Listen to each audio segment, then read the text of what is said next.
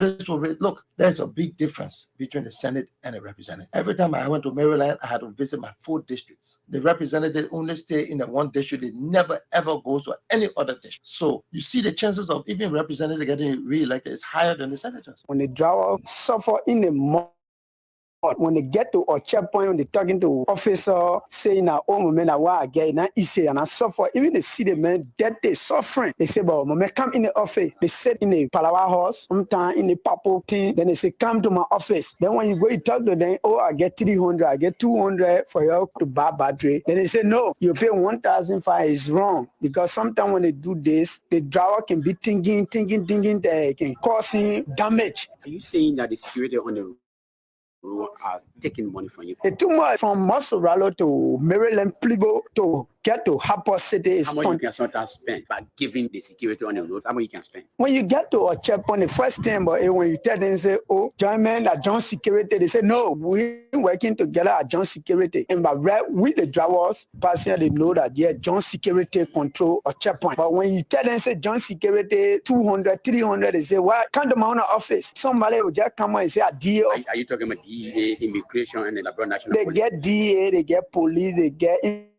immigration, they get fire service, they get different organizations in that place. I would love for you to people from Mosorado to Maryland, how much you can spend on the road on the joint security? When you put about 10,000 your cover, even you can't eat on the road, you spend all on the road because they get 23 checkpoints from Mosorado. Last government been paying us regularly until the 12 year finish. And now the government came to power.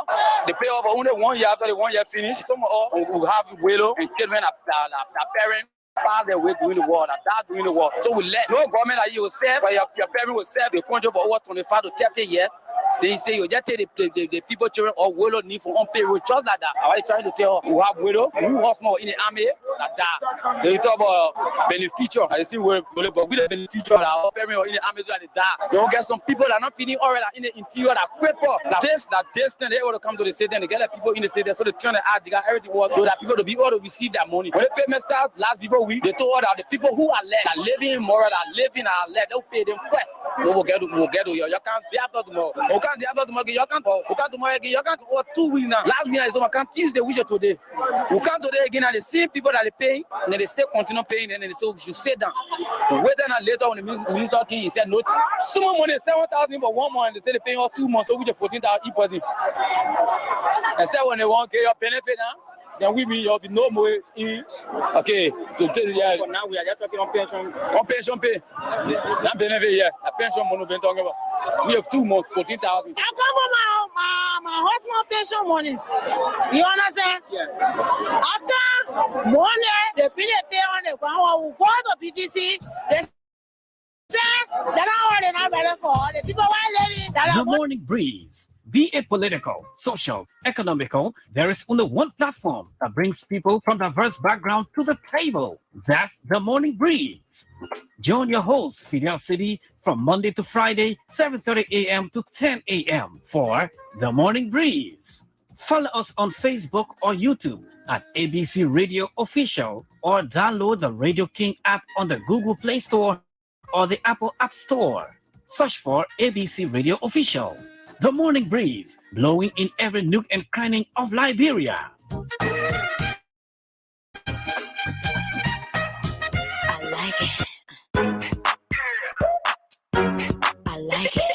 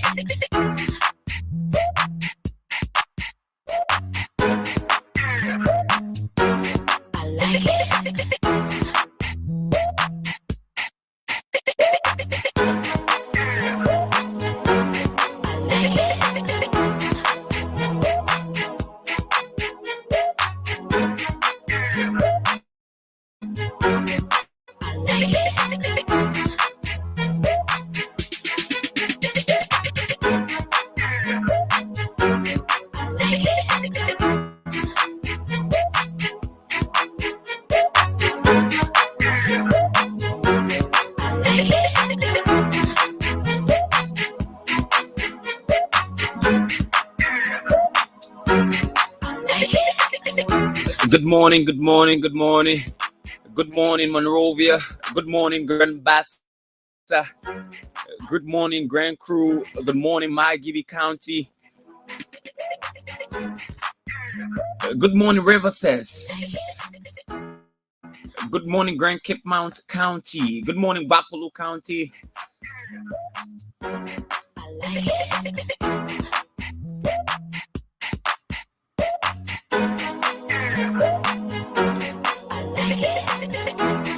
Good morning and welcome to the Morning Breeze on ABC Radio 105.1 with me, Fidel, Saydee. My partner, Dennise Nimpson, will be here shortly. But it's great to be in your company on this last day of the working week.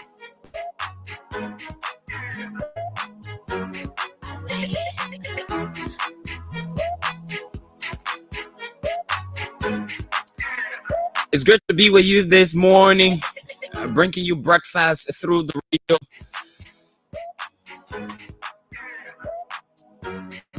And so many things to talk about this morning on the program.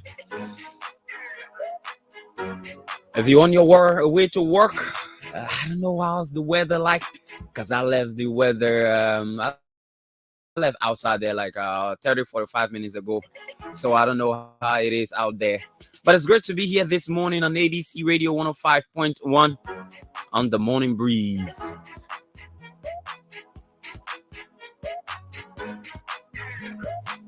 And so we give you our traffic alerts, our African proverbs, a motivational quote, and then go across the country and speak with our correspondents.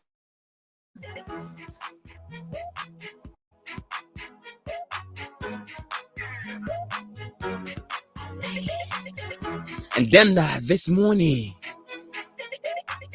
we intend to hear what the people of District Number 7 have to say regarding the elections. And so we'll be doing an opinion poll this morning. We'll be doing an opinion poll this morning on the aspirants in District Number 7. We want to know who do you think is best suited to represent the people of District Number 7, Montserrat County. Remember now, this is where ABC Radio is. Obey the laws of the country when we cannot obey the CPP. Okay, so that's how it is this morning on the Morning Breeze on ABC Radio 105.1. And yes, so that's the opinion poll this morning. We want to know exactly what do you think?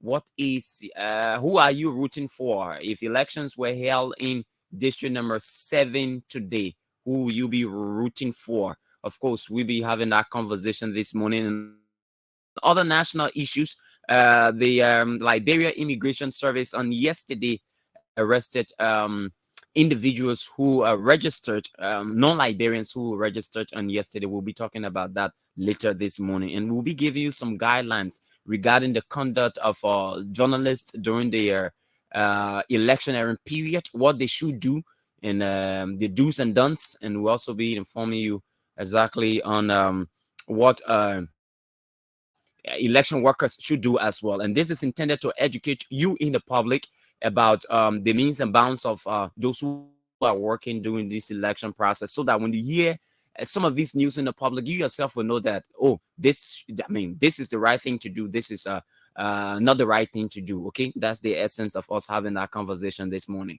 And so keep tuned, don't go away. This is the Morning Breeze on the ABC Radio 105.1.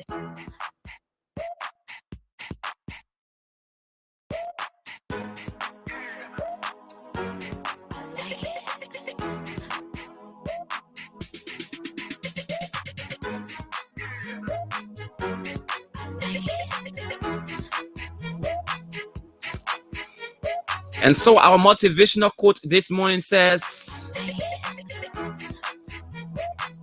you only live once, but if you do it right, once is enough. That's Mae West. Mae West says, you only live once, but if you do it right, once is enough.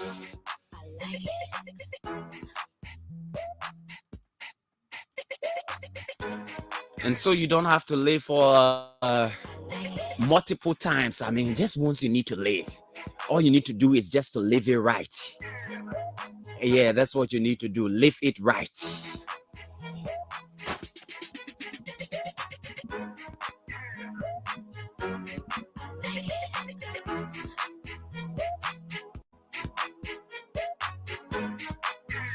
So all you need to do is live it right. According to May West, you don't need multiple lives. You only need to live once. But if you do it right, once is enough. And our African proverb says, a bird that flies off the earth and lands on an ant hill is still underground. A bird that flies off the earth and lands on an ant hill is still underground. Yeah. It's cool, very cool in here.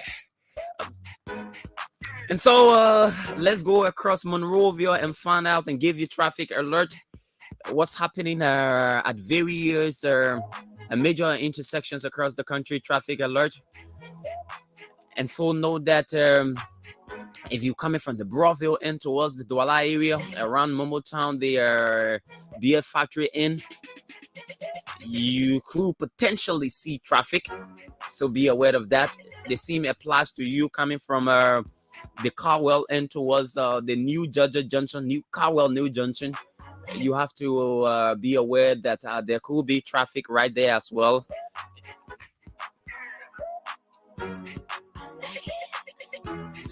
And if you are coming from the Momota end towards the Carwell Bridge, there's also a traffic alert there as well. Be aware there could be traffic right there, especially during this hour of the morning, around 8 o'clock and thereabout. And also, if you're coming from Painesville, Dennise lives around that end, and so she knows where the traffic spots are. And around the 540 end, as usual, and also around the Catholic Junction of Bridgeport at 20th Street. 20th Street. Okay. Yeah. So those points are major, traffic points. Okay. So if you are coming from the Japanese highway, yeah, that's what they call it. Yeah, Japanese highway. Is freeway. It freeway? Japanese freeway. All right. If you're coming from the Japanese freeway, be aware of traffic alerts along the major intersections. That is Batnasville, New Georgia, and going forth Jamaica Road as well. Be aware of traffic alert there. And coming towards Freeport, if you're coming from the Douala end, you're coming from the Somalia Drive end, which is a Japanese freeway. You also be aware of traffic around the Freeport and the intersection there, because there's road construction ongoing, and so there's traffic around that area. So be aware of that as well. And so those are our traffic alerts for this morning. And yep, that's how it is this morning. But good morning, Dennise. You just rush in the team, and I even say morning to you. Good morning. How are you this morning? I'm okay. Good morning. She laughed. But it's great to be back this morning, Dennise, and we love what we do, by the way. And when we do it with that, I mean, we enjoy contributing to the motherland. I don't know how you feel about it, but it gives me special joy to do what we do here every morning. Exactly. And it is a pleasure, to be on the platform every day to inform the people. And that's what we are called to do. So we do it with passion. And, waking up in the morning, it is no longer a problem because we have a charge to keep. And it is good to always be here to inform the Liberian people, because they depend on us to ensure that they get the needed information and how to go about, how they take decisions. So it is important that we come every morning to do that. And it is weekend today. Today is Friday. TGIF. Ha, TGIF, Dennise. Ha, TGIF. I know you're getting set. No, man. I mean, there's something about Friday, and in Liberia, let me tell you now. Yeah, Friday is seen as a holiday in Liberia now. There's that special enjoyment. I mean, and there's this thing that I always see them saying Friday for everybody. I don't know what they got that thought from Friday for everybody. Yeah. So people like jolly. Yeah. Uh, So that's how I like Friday. Everybody prepare. Some kind of way we prepare to get ready, and yeah. to do jolly. So people can say Friday, then I'm good working day, man. Yeah, and also today the executive mansion Presco will be going for elections. Oh, Yeah. great. Yes. And our own J-Fan is contesting. Yeah, and I too will be outgoing. I'm outgoing anyway. So you'll I'll be turning over power. to someone. So yeah. Power sweep. You'll be turning it over. Yeah, I'm power sweep. I'm not going for second term, Oh, okay. Yeah. So you want term president. One-term president. You stuck to your commitment. Yeah. I mean, at least you can say you want term president and stick to it. But Ellen Johnson said it was for one term, but you went two. She said, I just want to stabilize the country, and then turn over to another person who is steady. 2011 king. It is say 360 degrees somersault. That's what she did. She said, well, I have to continue what I started, Yeah. But let me say good morning to Joseph Blackie. My friend and brother Joseph Blackie celebrates his birthday on today. He is the official photographer of AMA University. Okay. He celebrates his birthday on today. Happy birthday to you, Joseph, and a happy birthday to all of you celebrating your birthday on today. We wish you all the best. And thankfully, it falls on a Friday, so I mean, there's so much to do. To celebrate. A good way to celebrate. Yeah. Okay, let's go across Liberia and speak with our correspondents across the country, beginning with Grand Bassa County, where our man Prince Yukon J. Wamplu is. And let's hear what's happening in the port city of Buchanan. And you listened to the press conference from Alexander Bieda yesterday. Yeah. Wow. Okay, let's ask Prince. Prince, good morning and welcome to the Morning Breeze on ABC Radio. Good morning, Fidel, and good morning to Dennise. It's a pleasure joining you this morning from the commercial's capital, the Grand Bazaar, Buchanan. Now, how is Buchanan this morning? Yesterday, again, we experienced a heavy storm during the evening hours. So this morning, it landed very cool, and we have a better weather condition this morning. Okay, that's good. Tell us what's happening. What's the major happening in Grand Bassa County? So I moved to the Veteran Association of the Grand Bassa University Student Union. Recently, they conducted election and elected first female president. Magdalene Melish Chukbe has been elected as the first female president of the veteran of the Grand Bassa University Student Association, Buzuva. So let me get a little background. Buzuva, members of Buzuva are people who, students, early people who graduated from universities, but they hail from Grand Bassa County, so they form themselves as the veteran. The Grand Bassa University Student Union, meaning they are no longer in school, they are in the private businesses and other things. So President Janja Bakwe, the manager of the Port of Buchanan, Civicus Basigia, the development superintendent Grand Bassa County, Fleagley, a lot of other stakeholders of Grand Bassa County form part of this association, including the fiscal affairs superintendent. But the first female president elected for Buzufa promised administration will rehabilitate the branch section of the Liberian Government Hospital. So that's the point of interest here. They agreed to rehabilitate the branch section of the Liberian Government Hospital. Then we reported some days ago that the hospital had been in the habit of getting burned at the time. So people often go there to get support. So the Veteran Association of Grand Bassa University, they are the one now taking initiative to recondition, to rehabilitate the branch section of the Liberian Government Hospital. Okay. Now, how important is this section to the hospital? Service delivery, healthcare service delivered to the people of Grand Bassa. Well, it is very key. It is very cutting to the people of Grand Bassa County, because, like we reported some time ago again, that the road leading from New York Street to the Liberian Government Hospital was at attention from the residents of Buchanan City. So it tells you that the Liberian Government Hospital is very vital. It's a referral hospital as well, serving also part of Sandwood that of Riverside County. So yeah, it's important, and very often you see that the hospital get involved in the issue of fire burn, and so there are a lot of tension. Sometimes you see the hospital in darkness.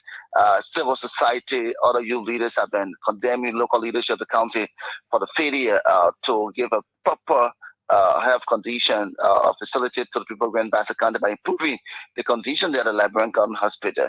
And it was also reported that they are planning to break ground for at 100-bedroom hospital some days to come. You know, a part of the next kind of development council sitting, where they'll be able to include that in the budget for a new referral hospital. Yes, so the hospital is a hospital attention. So most of the association are now carrying the attention there, and that include as well the Grand Bassa University Student Veteran Affairs. Okay. Now, any other thing we need to know from Grand Bassa? More on the issues of for the appointment. We'll say because this is a political season, so Fidel, you're gonna find out that Grand Bassa County, like we all know, is a political hub of Liberia. Somebody I will say. So a lot of political discussion, and it's centered around now from the opposition standpoint. There is a cloud. There is a cloud that is not too clear. Politically for the Liberty Party Bassa chapter. There are a lot of murmurs still around. There are news in the air, in the political air, that the former vice president of Liberia is expected to appoint his running mate. This is a concern for a Liberty partisan in Grand Bassa County. So some of the stars are now beginning to take to the social media and making some comments. I would like to read one of the comments saying, Bassa has a long range. If we are denied the slot of a running mate, we will definitely send our support as well. It's an indication this is coming from one of the key stars of the Liberty Party from the youth wing here that the news to get thing is not fair with news. Why does student anticipate Senator Nyomi Kanka Lawrence to be the running mate, but what they getting so far, they're appearing not too favorable. So they send it almost like a political caveat to the former vice president and the standard bearer, some I would say the forerunner of the Unity Party. No, So, Prince, before you move ahead, a group of citizens from Grand Bassa County held a press conference on yesterday, indicating that if the former vice president does not pick Nyomli Kanga Lawrence as his running mate, they will not give their support to the Unity Party. Does this seem to be a consensus statement from the people of Bassa? No, I would not want to say yes to that. So I would say a big no, because Bassa is no longer a one-sided political terrain. You have the CDC, who have got another major portion of Grand Bassa County. You see the Unity Party have very low portion in Grand Bassa County, and the Liberty Party, some I would say, may appear number one, but it is not in the majority now. We saw past elections, and the elections are indication that the Liberty Party no longer fully owning Grand Bassa County. You have to have it with CDC getting involved to prove that CDC has a representative for a long period of time, as a representative in Grand Bassa County, while then putting the number. So that's the consensus from the Liberty Party, Grand Bassa County, but not the Grand Bassa County in total that want to include all citizens. Okay. Because you're obviously going to see that people are going to get opposing view, especially from the ruling establishment, other linked party to the ruling establishment. Okay, thank you so much, my brother Prince. You can J Wamplu there in the port city of Bikena. Well, the crowing of that rooster tells me that day has broken. Yeah. Sure, Fidel. Thank you very much, Prince Yukon J Wamplu from Grand Bassa County. Let's run down to Margibi County and speak with the head of the Kakatonians and Margibians, Walcott Kiri, the ever-ready Walcott Kiri. So, like he said, the statement from Alexander Biede on yesterday appears not to be a consensus statement from the people of Grand Bassa. It was just a segment of the Liberty Party. Now, let's get to Walcott Kiri in Kakata City, Margibi County. Good morning, Walcott, and welcome to the Morning Breeze. Good morning to you, and good morning to our listeners of this finance frequency. Now, how is the weather like in Margibi, Kakata to be specific? Well, according to statistics from the weather is partly cloudy. The weather is statistics? Yeah. The weather is partly cloudy, and it is at 30 degrees Celsius, and we're experiencing a sunny, shining weather this morning in Kakata, Magibi County. Now, the Cacatonians. Cacatonians, the superintendent of Magibi County has made a vow. Tell us exactly what is this vow about? Well, all came about as a result of the continuous pressure hitting and pulling down of the superintendent in order to ensure that our superintendent representing His Excellency, Dr. George we as Vice Juror in Magibi County, Honorable Jerry Upa Vani, has been making a lot of proactive interventions in terms of generating the much needed development the Magibians and the Cacatonians need in the county called Magibi. And as a result of this, ahead of the 2023 elections in the country, Superintendent Jerry Upa Vani has vowed to supporting the operations of the joint security in Magibi County ahead of the elections. According to him, he said the work of the joint security is very, very important to the peace and development in Magibi County and the country at large. So as part of the China Social Union Development Fund that came in, Superintendent Jerry Vani, in his professional wisdom, has given some amount to the joint security comprising of the Liberia National Police, the Liberia Immigration Services, and some other sectors with regards ensuring that together collectively we can help to provide the much needed security and development for the common good of all and sundry under his leadership as superintendent of Magibi County. Now, how challenging is this initiative for Superintendent Vandi and other county authorities? Well, Superintendent Jerry Vani, the situation was very challenging to him, but being a man that can bear all weather and fighting for development for his people in Magibi County, continue to muster the courage and continue to push forward activities engaging with development partners, you know, and even mining companies, all in the interest of promoting development in Magibi County, more especially in the health sector, the security sector, and even the educational sector. And that has been his cry, and it has achieved that.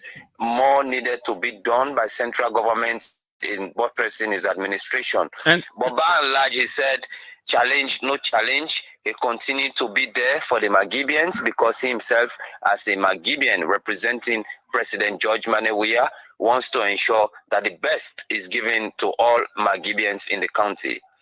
Okay, now we are told that the inspection by the Ministry of Transport in Magibi County has taken a serious route. Tell us, what are the improvements being made by the transport inspectors to ensure that their work is done in a non-violent manner?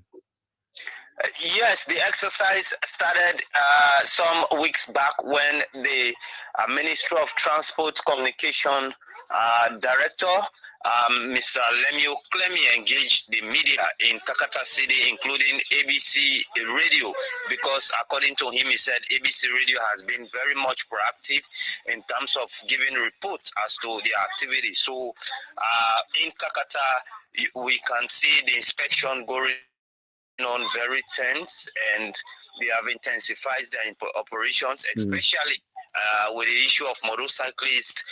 They have been in the constant habit of hit and run.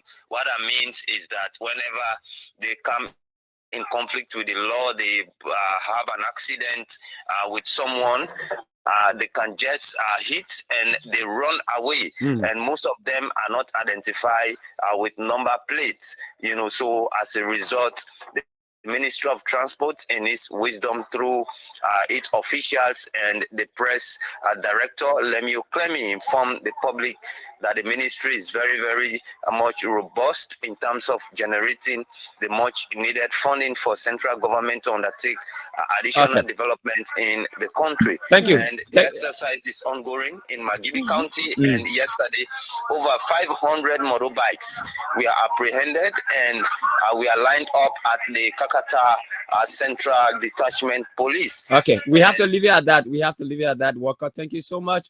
It was great having you on the program this morning. It is my pleasure to be ABC Radio County correspondent, giving all of the finest, captivating development stories from Magibi County. Okay, thank you so much. Walker carry there. Walker. Oh, in some kind of noise. Yeah. So while we get our Lofa County correspondent, Dennise, tell us what are our viewers saying and recognize our viewers this morning. Yeah, we have some of the comments. We have Likpeli Richlu Dewart says great. James B. Ware Jr. says keep up the good work. Imam Ahmed Kaplan says thanks so much, Fidel City. Augustus Ducor says watching live from Bush Road Island, and others are watching alone. Fatu Rogers is also watching. Okay, good. And speedy recovery to Fatu Rogers. Yes. The woman work hard. Then that thing get well, yeah. Get well, Fatu. Yeah, speedy recovery. Let's go to Lofa County. Nehemiah Newman Commander is also watching. It's Friday. That's how it is on a Friday morning in Monrovia, and our ABC Radio 105.1 with on the morning breeze with Dennise, Nimpson, and Fidel, Saydee, and we show having ourselves a great time. Well, we just can't get our man from Lofa County, so let's run to Sando County and speak with Elijah Grendel in Sando County, and also let our audience and viewers be informed that today we are having opinion pool. So I hope they are getting set. You're getting set. District number 7 people. Yeah. We are getting set. We're doing opinion pool today. We want to know who will win district number District 7. 7, yeah. Solomon Johnson, he will hold it. Where the power said that not true. Imanda Dancy, no, I don't want to get it ground. And then we have Sabah Joman coming in. What's the other Lamo? Yeah. Andres Blamo, yeah. All the people coming in, they say, well, so we won't know. We in our district. And I think the actor, right? What's his name? Frank Atus? Frank Atus is in District 8. No, that District 8, not District 7. I think District 7. No. District Anyway, 7? I think that District 7 one day. We'll get to know. Okay, District 7. Yeah. Frank Atus. Yeah, all right. He District wants 7. to unseat Solomon Josh. Yeah. Okay. So let's see. We're trying to establish contact with our correspondents across the country. Now we go straight to Dennise. Yeah. The man in the morning. Sometimes the network is a problem. I think that's the major problem. Is a major problem. Those hard to reach area. Yeah. It is difficult for them. They just try to manage. Sometimes they gotta go stand on all the way on top of the tree. Just to get reception. Right. Yeah. Let's get Joseph Kekula from Nimba County. Joseph Kekula. Let's see whether we can speak with Joseph Kekula from Nimba County to fill us in. I'm told Honorable Musa Ability is undertaking an initiative in Nimba County, the construction of a bridge to one of the major towns in Nimba County. And it's important we get to know. Okay, Joseph is not getting on. And another problem we have is that most of our correspondents are also talk show hosts at these various these community radio stations. So sometimes they are on air, performing their duties as well. So let's get to Grand Crew County. Yeah. Maybe we'll get our men we later. Need to make the people think heavy, so they can forget what I show. Yeah. Yaka. I mean, yeah, the boys are well grounded in their counties, and so they control the terrain. Yeah, You that's know what it. it is when you control the terrain. You don't want to abandon it so easily. So That's true. I made a minute thing take stay there, but I was stay. Yeah, all right, but okay, we gotta leave it like let's leave it like that. Monday we'll get in contact with them. It's important, but let's roll on with the show this morning. Dennise Nimpson. It's a Friday morning, and there's too much excitement though. No, it's like the weekend is good. Yeah, the weekend is good. It's good. It's actually good. But this morning I want to do this important thing for all of us. All right, for journalists that are covering the election process as well as security forces.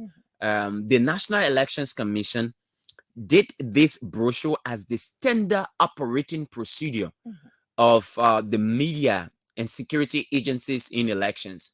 And this is intended to foster a relationship between the media and security agencies. And the importance of this is because these are two major institutions that are involved with the electioneering process.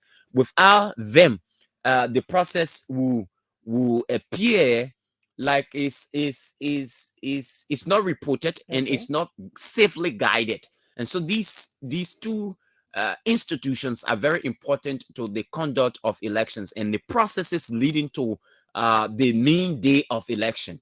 So Dennise, I always like Dennise to read, and you know, Dennise is a very good reader. So Dennise, you will read this on yeah, you can shave, but don't worry, the camera not on you again.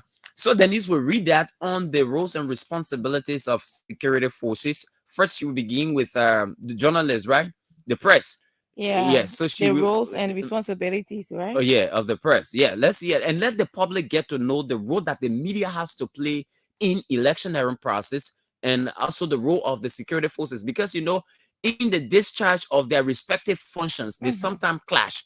And the essence of this is to ensure that they do not clash. I mean, or in the instances where they clash, we also have a dispute resolution mechanism, which we will also look at. Okay, so then it's just do that for So us. this book is the standard operating procedures for security agency and media in elections. Okay, it says journalists shall know the nearest police details within the areas they are assigned and shall identify themselves to police or national security officials. Okay. Journalists shall liaise with public relations officers, regional county commanders at the LMP regional command for emergency numbers and contacts of designated officers for clarification on any security related issues. Just before you go ahead, let me be explaining small to our people. So the first thing as a journalist, when you get at a polling center, for example, is to make sure you liaise with those security officers that are assigned there. Go to them. I am Dennise Nimpson. I'm from ABC Radio. You put your ID card on you, or if you have a vest, you wear the vest, but identify yourself to the security agencies. If you left Monrovia and you went to Grand Bassa County to cover election matters, the nearest police depot there, you go there and identify yourself as well and tell them the reason you are in the county, and you take emergency numbers from those people as well and be able to inform them the reason you are there. So in case of emergency, you can be able to call them. Those are the first two things you have to do as journalists. Go ahead, Dennise. Journalists assigned for elections coverage shall conspicuously display any of the following identification tags, that is NEC accreditation, media institutional ID, or PUL ID card. Good. Journalists shall adhere to strict professional practice and safety principles, devoid of partisan interest in their coverage of the elections. Good. So they say if you're going to cover a particular, polling center or any election matters for that matter, you have to have one of these. You must display your press ID card. You must display all your PUL ID card. You must have press jacket. or your NEC accreditation, right? Yeah. Because they get a tag that you can pull on your neck, put everything in your pocket, then you walk and say, a journalist. And this is some of the arrogance that is displayed by some of our colleagues. Yeah, that You one feel for that you sure. journalists, you above the You're law. above the law. No. You just walk Walk anywhere, anytime. Then by the time the people ready to stop it, they say, you not know You a know a journalist. journalist. No, that's not how you should operate. You should have these materials on you, display them so that these officers can see. And you will also get in contact with them and say, I'm journalist, I'm here to cover this. And you do not post yourself forward as a partisan. Yeah. Like you go in there, just one Liberty Party man or ANC man or CDC man. Yeah. You should go with a neutral Who have a mindset already. Yeah. That's what they want you to do. Go ahead, Dennise. So the other one, journalists shall avoid stirring controversy and getting involved in debates among political actors, thereby drawing unnecessary attention to themselves. Journalists shall avoid acts that have the potential to incite violence. Journalists shall desist from unduly interfering with the work of both election and security officials, respecting others and maintaining confidentiality. Okay, so you journalists, you go to the polling center or you go somewhere and you see people arguing, debating. Oh, that I'm the best person. No, that I'm the best person. Instead of you playing your neutral role, you won't go enter the argument. Now, when you do it now, they say you bypass your respect. You bother with your disgrace. Now, and then the people start cursing and say, oh, you know, I went to so place. One aspirant started insulting me. But the people doing the argument that now your business to go put your mouth inside. So you should not go there. And if someone confides in you, maybe an election worker confides in you and say, oh, so thing happened, then you move from there. Boom, you open up. And you know, Magistrate Miracle and say, no. They say you should always show, confidentiality. People will always confide in you. So it is your responsibility not to release the names of your sources. That's one of the things you should know as a journalist. Go ahead, Dennise. Okay. Journalists shall adhere to the concept of conflict-sensitive reporting. Journalists shall adhere to the concept of gender-sensitive reporting and reporting with gender lens. National security institutions shall respect the rights. That way, before you go to national security institution, Yeah. when we were learning this thing called journalism, they took us the first duty that we have is to our country.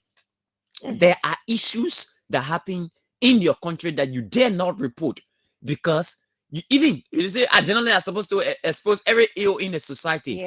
But issues that border on the national security of the state, you are under no obligation to report them. So you should know what to report. That's what they say. You should be sensitive about the country. Now, you also have to be sensitive about things that you report about women, these gender issues. For example, if you went in a community, they say, miracle, rape, so and so person. When you are reporting that story, you're not supposed to call the victim name. No, not at all. So you should be very sensitive how you report these gender issues. And even when a person is raped, you don't call them a victim, you call them survivor. Survivor, good. Because those are key terminologies that you are told to use because they want those people not to be stigmatized. Good. Go ahead. The role of the security. National security institutions shall respect the rights of journalists in particular. The right of freedom of expression and movement in line with Article 15 of the Constitution of Liberia. The right of journalists not to be deprived of their liberty in an illegal manner in relation to the performance of their professional duties. The police or national security institutions shall make available to the media at national, regional, divisional, and district levels contact numbers for emergency situations and for timely and appropriate responses to questions, requests for clarification or emerging issues by the media. Okay, so the first thing is when you security men, don't see the journalists as your enemy. Like, don't want to come in, don't come in again. So when you have that mindset about them, they need, all right, they desire to form a partnership will be lacking. So you first approach them as individuals who and you supposed to work together. Yeah. Now, another role you got, if you are a top security brass and that person introducing himself or herself to you as a journalist, you also have to avail to them emergency numbers. So when something happening, when they want to cover a story at a police center, for example, and there's riot there, who do they call? Is that number that they will call in case of emergency? Even though there's a presence of police officers or joint security officers there, but they are able to find an alternative in case those who are on ground cannot handle the situation. Yeah. The police, I think I'm here. Let me see the police. Okay. The police or national security institutions shall update media on any new security arrangements that may have implications for the safety of journalists during coverage of the elections. The police or national security institutions shall provide regular press briefings to the public. Good. So everything that's happening, it is the police responsibility to update the public. Besides, if there are issues that should be in the press, you have to call press conferences to update the public. One of the things that we've criticized the Liberian National Police is because of the lack of periodic updates on cases and people that are want you ongoing. to be forcing them to come up with and tell them, no, to that's not update. how you should. All along the way, people should be updated. And the essence of doing that is to erase all the gaps of speculation. People to make up stories. So because we have social media that spreads everything so wide. Now, when you have people having, to that gap existing, people will post something there that you now want for it to go there. The time you will take to do clarification, you're already in the public. So there should be periodic updates. Yeah.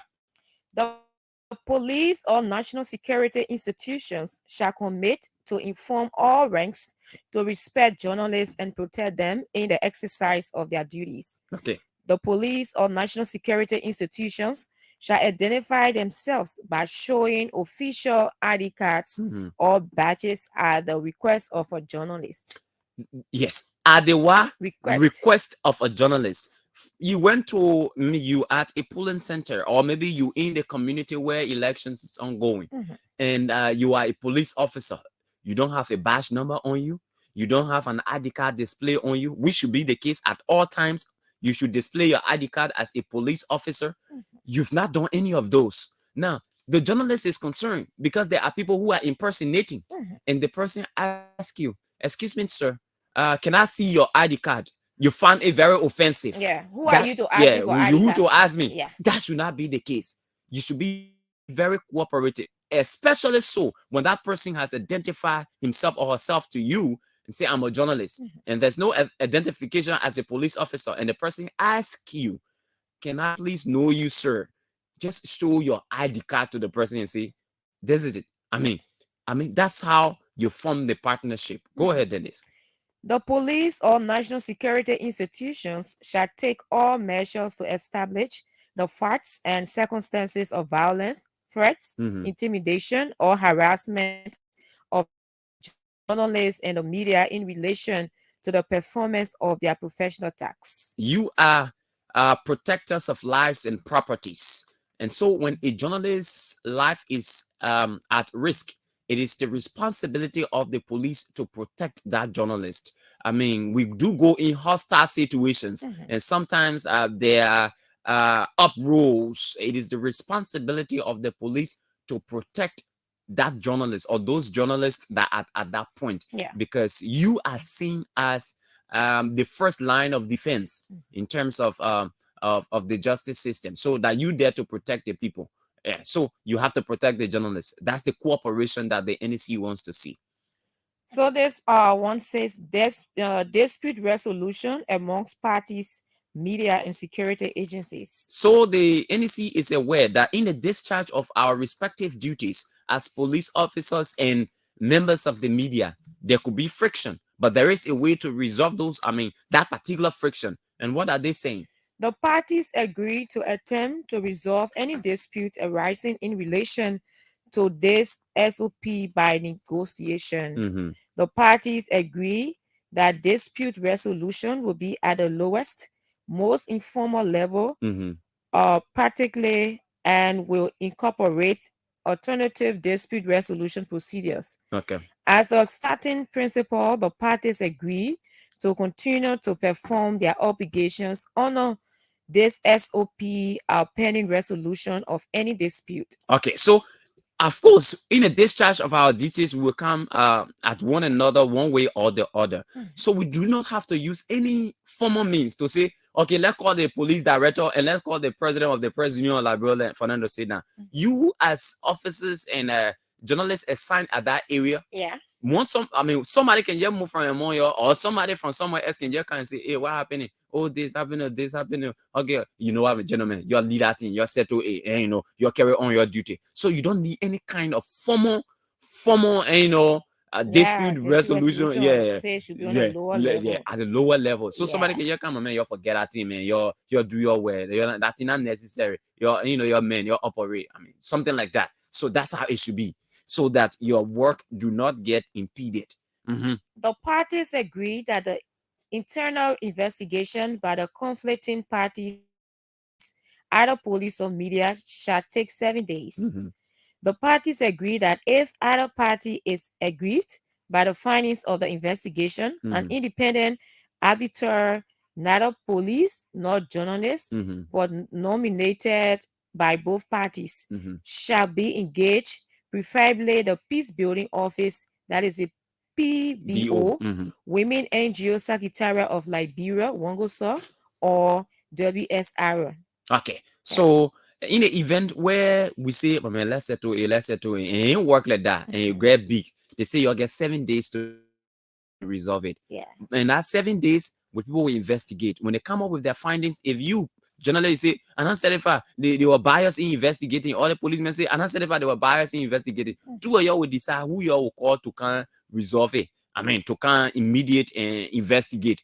So either use the Peace Building Office and all other organizations that are neutral. They may not be policemen that will be investigating you again. They may not be journalists that will be investigating you again. It will be neutral person that will investigate two of you, so all of you can feel satisfied. But again, you now have to reach that stage. You can still settle the local way, or they say at the low level. Okay, that's it, right? This other part says strengthening women's role in electoral. So I think we'll leave it at that, Dennise. So the significance of this is because I want the public to be aware that as members of the press and as security, people in the security sector, that we have both have responsibilities. And we need to coordinate in the discharge of our responsibilities. As we move to these elections, we don't want to hear some kind of, fracas between a police officer and journalists. Because what we do, we are all, when the police pull me over, I can tell them, all working in the interest of the country. Exactly. And, so, even though I'm wearing uniform, but I'm playing role too in public service. You got to talk to the men and the people in the office. So police arrest you. You know who I am and all that kind of thing. That's necessary. They can be unreasonable. Well, you're wrong too now. So no matter how unreasonable they are, you still gotta find a way for you to find common ground. Yeah, that's yes. So that's how it is this morning on the Morning Breeze. We thought to bring you that piece of information. I guess at 9 o'clock, that's when we'll go for our opinion polls on. We should have had the Grand Coup County Superintendent, but I can't get her now. So we will obviously take our opinion polls at 9 o'clock. Sure. So if you are a resident of district number 7, get ready. At 9 o'clock, you will tell us who should be your representative in district number 7. And there are some names that are up. The incumbent, Solomon George, Emmanuel Dan, Wede Power, name that again. Who Andres Blamo, Frank Atus, Joma Sabah Joma. I don't know whether Quebec Collins is still running. Quebec Collins, but the people out there will know whether the people they're running or they're running. Yeah. And some other names we may not know. Yeah. But you obviously will be the judge. Now, to this very important thing, Dennise, the Central Bank of Liberia has issued a release, and they've said that those who are indebted to the commercial banks must pay those loans, or they will be restricted from accessing banks in Liberia. I think it is important, but it is not as important as what I'm about to say is. Okay. In 2017 or thereabout, 2016, I think 2014 or 15, something there about, the former bank governor, Mel Jones, he began something. He began giving loans to market women, micro loans to market women. Yeah. I mean, small big business holders and what have you, under this poverty doctor thing. You know, they used to call him the poverty doctor. Sure. He gave over 600 million United States dollars to these market women. Not that the initiative to give out loans to these market women were wrong, but the intention under which it was done and the process with which it was done. Dennise, up to today's date, those loans have not been paid back. Those loans that were given to these market women and other business people, those loans have not been paid back because the process that was used to give out these loans was not legit. It was done under the ambience of politics. You remember now, Mills Jones from Move. Yeah, he had ambition. You had ambition to become the president of this country. But what did these $600 million cost Liberia? We experienced an economic turmoil in our country. Remember when the CDC government came into power, there was, a complete breakdown in our economy. Everything was haywire. People could not access their monies from the bank. In fact, we had a liquidation problem in our country as a result of this $600 million that was given in loans by Mills Jones. Up to today's date, that amount has not been accounted for. The Central Bank of Liberia is not concerned with collecting that loan, over $600 million. They are not concerned. What they are concerned about right now is the money that poor Liberians credited from commercial banks to do businesses. Monies that are intended to resuscitate the economy. The one that Mills Jones stepped on the side. Mills Jones stepped in the dump site. Those are the Liberians. People who suffer every day with the poor business climate. These are the people the Central Bank of Liberia is running behind. They are not running behind the Mills Jones. Mills Jones, who gets $600 million because he wanted to be president, who suffocated the CDC government when she came to power because of the manner in which those loans were given out to the people. Sometimes it's not about what you do, it's the intent with which you do what you do. The current crisis that we have, or the makeup of our economy right now, is as a result of the loan given by Mills Jones. Look, Dennise, $600 million are not small money. That's more money. If it was done in the right way, that money would have circulated in our economy to the point where people who have taken loan without any hassle. As business people right now, how difficult it is to acquire loan from even commercial banks. How difficult it is to acquire loan to do businesses. How difficult it is because of the problem created by Mills Jones. That is still unresolved. But the Central Bank of Liberia is fixated in collecting the money that was taken by serious-minded business people who went through the legitimate process. Those are the people they are running behind. And then it's like I've always said, the problem of this country is because we close a blind eye on the conduct of individuals who held public offices and who should be accountable to the people. That's the real problem that we have. So they can start chasing people like Mills Jones to collect that 600 million. Central Bank of Liberia.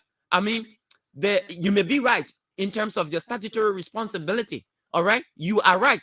But then there's something called moral equivalence, Dennise.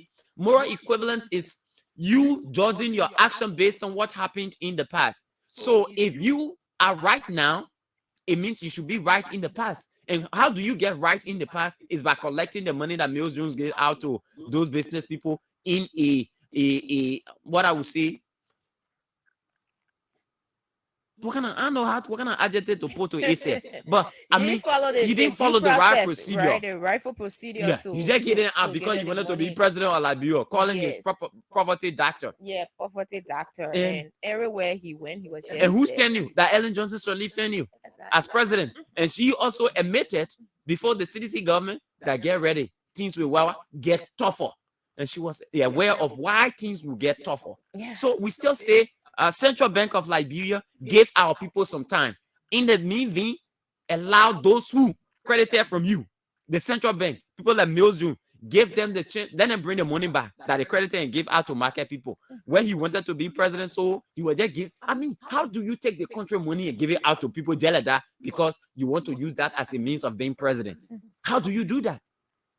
How does Mills Jones feel right now that the country, and in fact, when the country went into economic tatters, nobody here Mills Jones. He didn't provide any idea how to, resuscitate the economy because he was aware that he's responsible, one of those who's responsible for the way the economy looked like then. It all boils down to our society where people are not held accountable for what they do. You know, people just go about doing anything anyhow. There's no accountability. They are not accountable to anybody. Nobody will checkmate them. There's no system in place to ensure that that person can, whatsoever thing they do can be able to pay for that. Because if you were the bank governor and despite you now being in that position, any transaction that went on or any bad deal that was conducted during your tenure should ensure that you can have means by which those monies can be collected. You cannot just leave and perhaps those who are now in charge, they have tried to go behind perhaps those people or Mills Jones and they cannot get any answer from that. And it is bad for our little country as Liberia. We continue to complain that we are underdeveloped and things are not moving. But if people get in position, they exploit the system because of their own selfish gain, because of what they want to acquire. So it is very much important that we ensure that the issue of accountability, the issue of transparency is adhered to at every sector in our society, so that people can know how to go about doing what they do and how they do it. They will be accountable. But if there's no check and balance, there's no accountability or no process or system, anyone can just do anything anyhow. And with that huge sum of money, it just go like that, or go into arrears. And how when people in Liberia, when Liberians take loan, it is difficult. Loans at times people want to get loan, they will be, oh yes, if I get this loan, I'm going to invest it here, I'm going to invest it here. But it's a difficult thing to get a loan and repay. You have to have a plan. If you don't have a plan, that loan will go into arrears and you cannot pay back. It becomes difficult for the repayment. At the end of the day, perhaps that institution might just, get tired running behind you, or maybe take you to police station. So the way in which loans are administered, it is important that, they take key note of that and attention to ensure that the country itself can benefit from those loans that have been given out.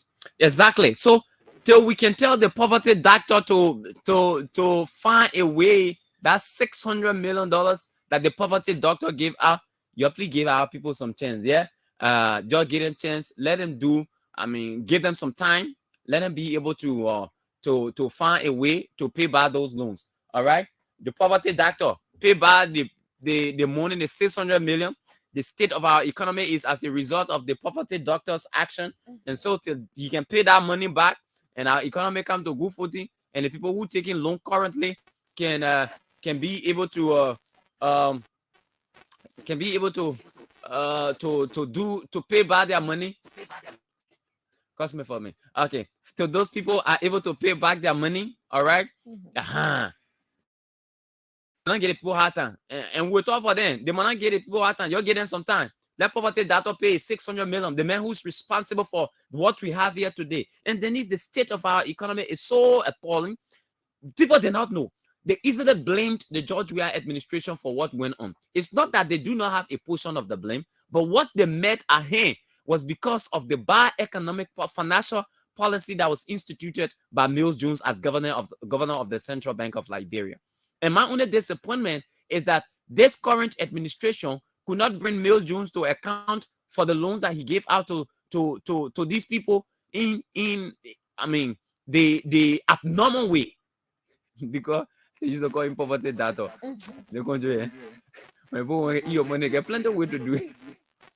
They call him poverty data. But Dennise, let's Salif saw that the man was proceeding, in a way that he could, claim win election. So yeah. she had a way of, but she should have spoken. She did not speak. And in fact, I believe that he sought the approval of Madam President before that man started doing a poverty data thing. So I'm talking about with that he became powerful. Very so powerful. She had to step on him at some point in time, slow down. So that he can have become president. Yeah. So you see, the man get on and instead bend money and start giving it off for loan and call itself poverty data. If you were giving that, those loans in through the right procedures is something to consider. It means those people who have paid back the loans. Yeah. But you just take the money, put it in Ghana or go back. Then you carry it to the community, you spread it around, then you say that loan. Those people have not paid back that money, Dennise. As we speak, they have not paid back that money. They have not. Yeah, they have not paid back the money. Then you got poverty data. Poverty data, what we are in today is as a result of what Mills Jones did a few years ago. But it's easy to blame the CDC government because the CDC government did not take action against him. They allowed him to go free. Ellen did not do anything because she said, and she even saw it. And I guess, Dennise, it was from that point Ellen invested. She saw clearly that we have gone into an economic mess. She knew it. That's why she felt we would have gone into an economic mess. She knew that full well. So it's easy to blame President Weah. I know it's easy, very easy, because he did not take action against Mills Jones. Mills Jones was flexing like b-ball.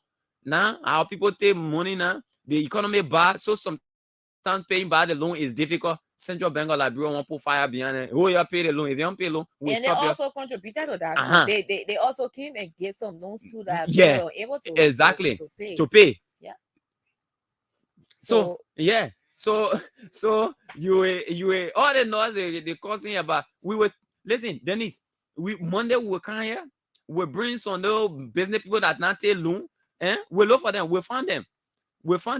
We call some no business people that until let they can sit down here and narrate. How Mills Jones get a loan to them? They will be scared of car anyway. Because such a guy, you don't want owing or so they will be scared of car. But let's go to the phone lines. Dennise 0777 105 100 0777 105 100 and 0555 105 100. The current state of our economy is as a result of the bad decision made by Mills Jones, because he gave our loan loosely without any procedure, and now the Central Bank of Liberia wants to strangulate our poor people who took loan from them in a legitimate fashion. That if they don't pay back the loan, those people they will not have access to the banking sector. And I believe, even though it is their responsibility, it's the central bank's responsibility, but the first thing is collect the money that Mills Jones gave. Let Mills Jones tell you where you send that money. Those 600 million that you say you get to market people. Let you collect it and let them show it to all. That the money they collected and that the money, my man, look. Liberia, sometimes it can won't make you cry, but you look at it, you say, I don't go kill myself for this country. The way we behave in Liberia, we behave like everything normal, even though it is not normal. Things are not normal, but we make it low normal. Why in the world somebody would take whole in my crew people they can say Quentin, they will take Quentin $600 million and give it to people in a procedure that is not normal. But still we say that and we do not question that person. All the whole country, the whole big country, we say that somebody takes $600 million, even if they take $5 million and give it to people, they give it to people. Unaccountable. Still, the people who can see it. The last time the government said they gave 3 million for small businesses. We can see the money. Let's go to the phone line at Dennise. 0777 105 100 05 105 100 are the numbers to call this morning.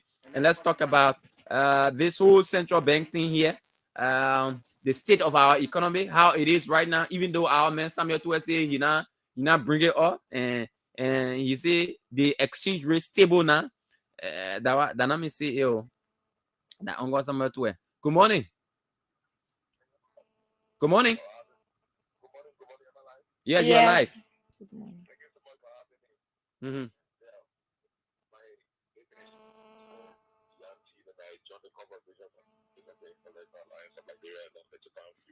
Welcome to the program.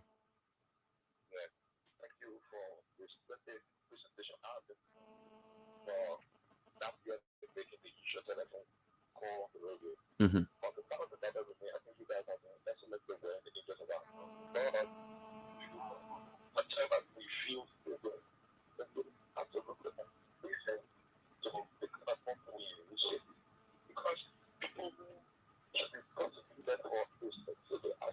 Mm-hmm.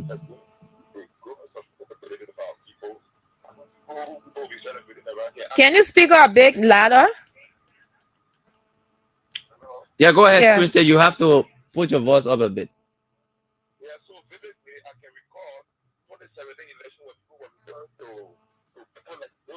Mm-hmm.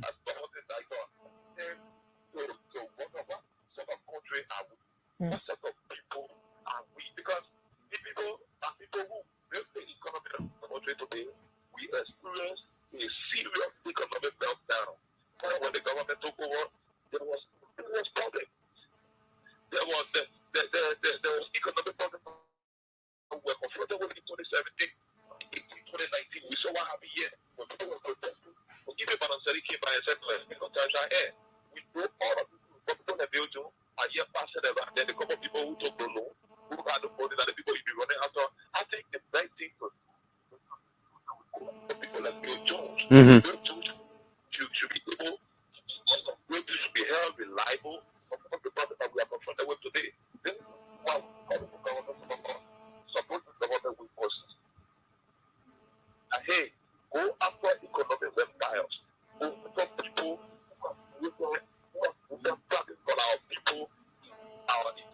Mm-hmm.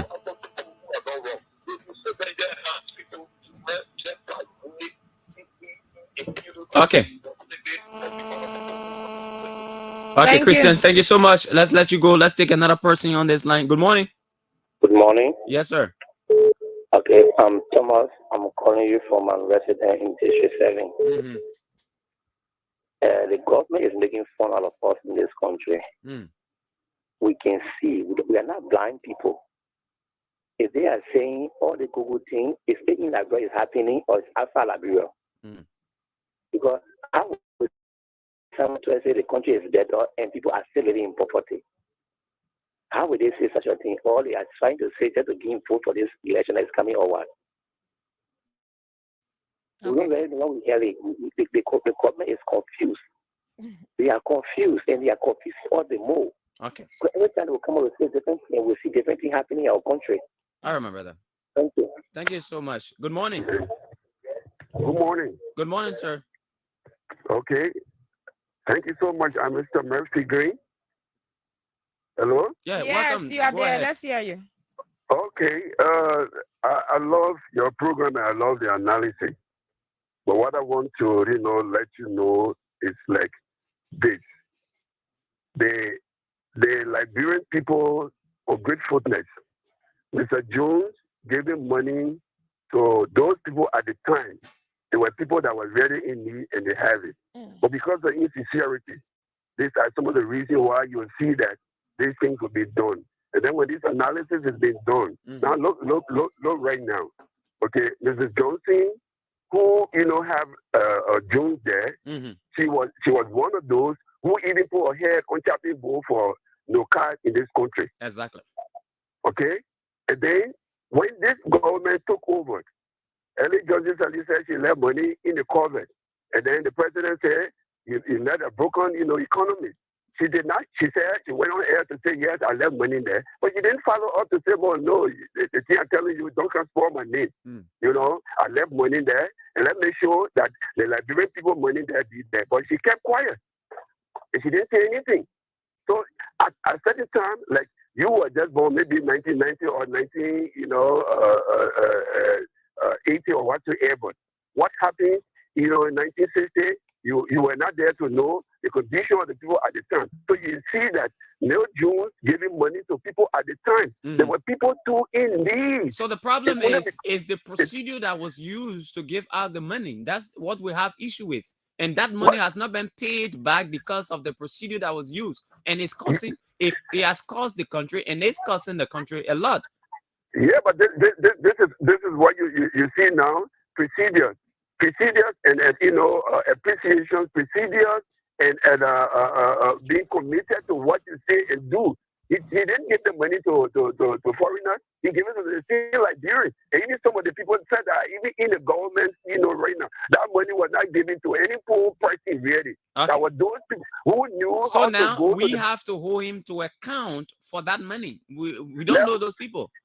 Yeah, since it deal with planting the mud now, let's plant the mud on the old one and go to all the new mud now, and then we plant it from there. It shouldn't be June alone because this government are also giving money out to people. Even we have mop up here that you're not talking about it right now. Okay. So all of those things, you should also add it up to those things that are breaking Liberia down. We said that, We said that. perhaps Apparently you're not listening. Even listening. yesterday we talked about that. Good. That would be very good because these are things that is breaking our country down. Go with impunity. Okay. Come and do Thank you so something much. and go with impunity. Thank you so much. Thank you so much, Dad. We appreciate your call. Of course, we spoke about that the mop-up exercise was also responsible. Where I mean, you know what we do, Dennise? People were born 1990. Yeah, Monday we'll look at that mop-up exercise, the report from the mop-up exercise. Yeah. We will X-ray it because we are trying to pinpoint what's responsible for the state of our economy. The economy does not just turn bad like that. It doesn't. There are actions of individuals that lead to the state of the economy as being the way it is. And It is not magic that we are at this point. It is through the action of people. People who are heading those positions that knowledgeable of things they do and don't know how to go about that. So we had a liquidity crisis. Yeah. And the government thought to intervene, even though the defense is that in the past this mop-up exercise has been going on, but the manner and fashion in which it was done in Liberia by Samuel Twe and his people is the reason why we are here today. And we understand, of course, we're talking about the Central Bank of Liberia team with Mills Jones. Yeah. We all understand the faults of Mills Jones. And in fact, it is this government that should have held to account Mills Jones' action, the way he was able to give our loan, not following the right procedures. I mean, that is the issue. Good morning. Good morning, Comrade Fidel. Good morning, my brother. Good morning to Comrade Nelson. My name Rachel Blamu Asamu. Yeah. The West Point and next year. And aspiring to keep district number 7, Mosolado County. They aspiring to opinion pool. No, because people are discussing political issues. And those of us that study political science, what you're discussing there is all within the territory of the post-war Liberian government and politics. Where you have to discuss the 3 branches of government constitutionally and statutorily. So on that note, I want to weigh in. Here's the point. Our brethren, this is why His Excellency Dr. Ambassador George Mane, the President of this Republic of Liberia, said on the day of inauguration that we as Liberians, we should get used to knowing our Constitution. That's why when you read the Constitution of Liberia, the 1986 Constitution, it's from Article 1 to Article 97, from Chapter 1 to Chapter 13. And Chapter 3 is saying the fundamental right of every citizen of this Republic, reaching from Article 11 to 26. So if we as Liberians, we know our fundamental rights, like in the case of Article 15, they say you and myself have the right to say anything that we want to say, but we should be careful of any abuse thereof. Even Article 17, they say we have the right to peacefully assemble and petition any state functionary. So what I want to What's say your in point? What's your summary- point? Yeah. Yeah, in summary, what I want to say is many Liberians don't know what they have to do because only the process they have to do an election. Like for instance today, nobody register an egg. Even in the absence of voter registration, people continue to mount their flag all over the country. It's not a requirement under the electoral law. Now, these people, if you go to the election commission, you file your complaint. Our law says you must go file a complaint when you are injured or you have. Thank you, Richard. Yeah, we're talking different things. Thank you very much. 077-105-100 we are discussing the decision of the Central Bank of Liberia to collect loans owed by Liberian businesses. So to collect arrears, so to speak. Yeah, the people want to pay back the loan according to them. But we are saying yes, that's a good idea. But you should also be asking Mills Jones the $600 million that he gave to businesses under his poverty doctor scheme.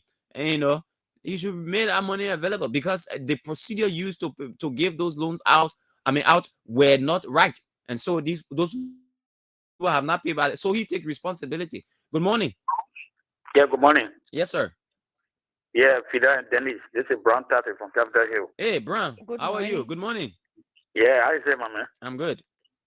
Yeah, and thank you for the transfer for Dennise. Yeah, Dennise had to come. She has no yeah, she is. She is transferred on high contract. Yeah. Okay, but let me go to the issue. You know, Neil June loan that he gave was political loan. Political loan. That's what we're saying. Yes.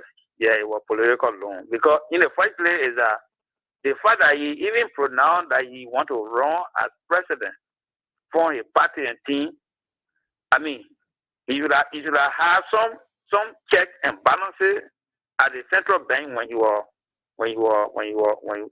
head of that bank. You can't be sitting under the bank and you say you want to run. And what makes a political loan is that in the bank there you got Department of Credit. You got creditors. So when the thing is when Bapolu Bill June is there, when the thing is when Grand Crew Bill June is there, so that it can be seen. Why you go do central bank governor? Why you go do Bapolu? Why you go do in Fatima and all of places? So it was political loan. So the bank really got to see how best to retrieve, and that's a good point you have made. But I don't know that the money the central bank referred to those zero commercial banks are those maybe institutions that took loans from those zero bank. You know, the commercial bank, they are there to also, you know, help the economy, especially the business people. So when you are businessman, you are going to commercial bank and credit on a contract. Obviously, you have to pay by maybe only because you are political commentators and journalists, and you're trying to, you know, draw some analysis between Bill June and the commercial bank, the money that are being credited. But central bank has a responsibility to also encourage most of the creditors at the bank so that they can be able to pay back, so that those banks can be able to help the economy. We said that.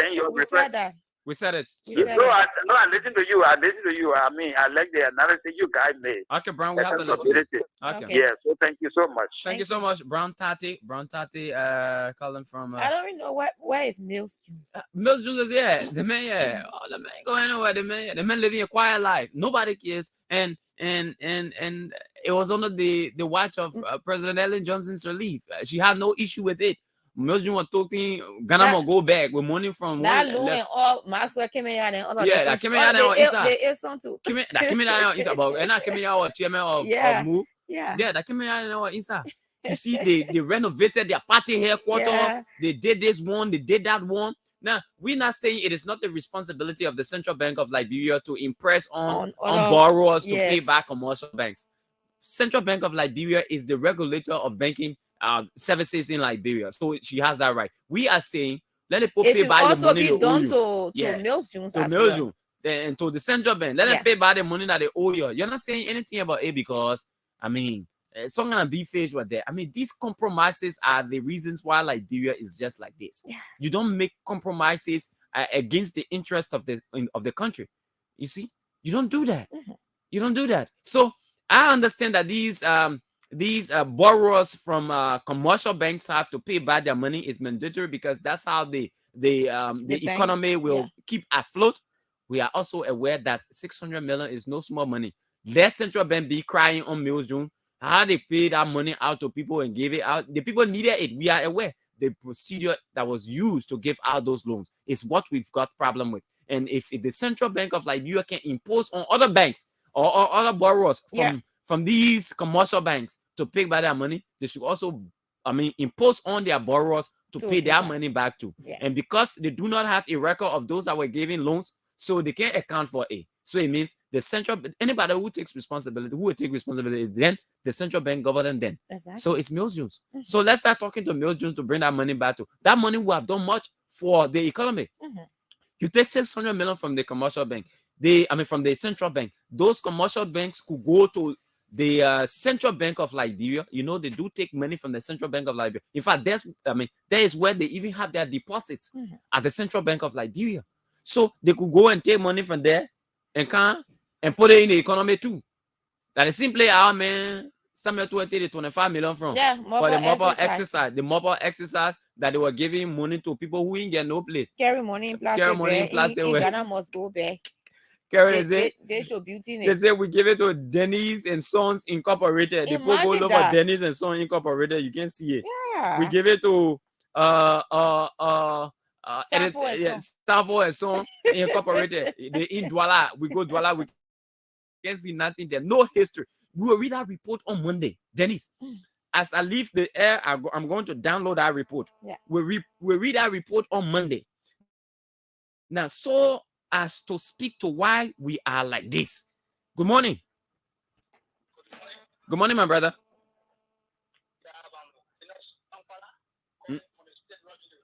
Okay.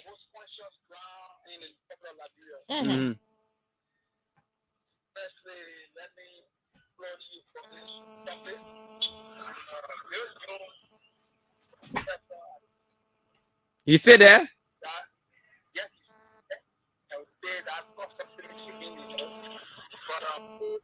Oh, sorry. 0777105 055. He said what Mills June is at the university? Yeah, he said Mills June teaching at the Man university. is playing low profile. Yeah. You want he ain't get money. Yeah, but he can go. I think I remember all the places he went doing that time. Just go there. Hello. I gave money to one woman in Black Lapa. She was here. I come for the loan back.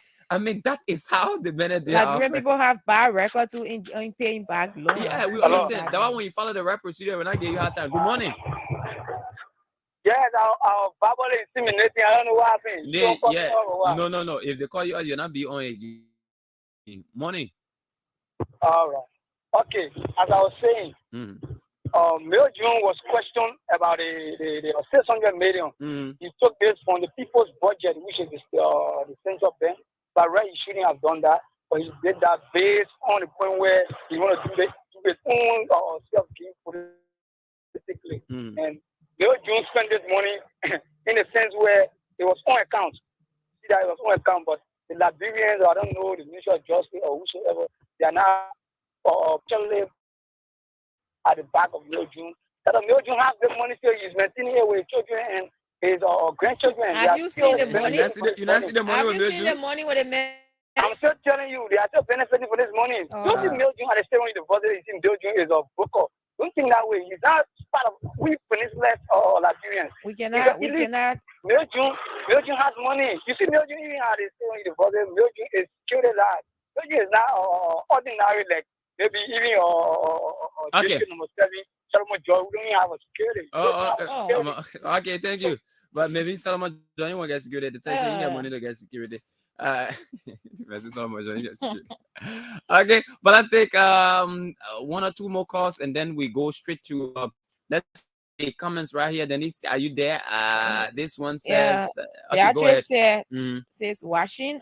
Darlington Freeman say one of my mentors in Fidel keep up the good work. Ruben Kane says, I'm calling you from Danielsville, Stephen Tober Estate Junction, as a person of the National Response and Defense Team, allied local defender. Tyrese Theophilia says, good morning, morning, peace. Okay, Tyrese, thanks for watching all the way on the other end. Okay. Yeah. So let's go. Today is Friday. Dennise, we need to find Friday morning like that. We need to laugh some more. We need to bring some kind of funny man. Yeah.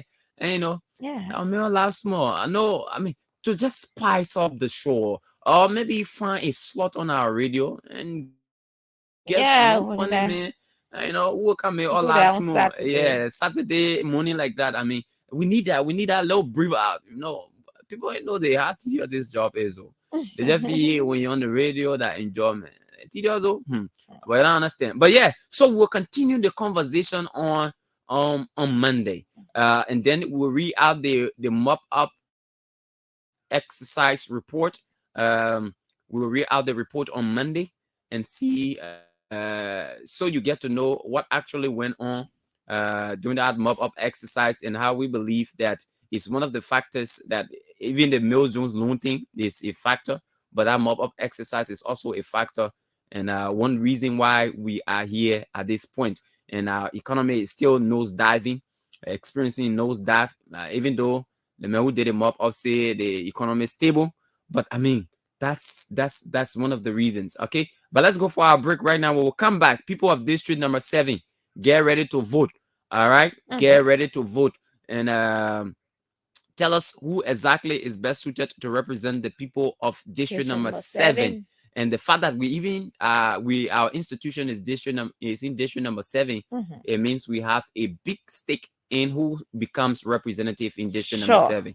And so it's a district that we will keep our eyes on very, very keenly, because we want to make sure that it has a representative that meets the aspiration of the people of district number 7. So let's take our break and be right back on the Morning Breeze on ABC Radio 105.1.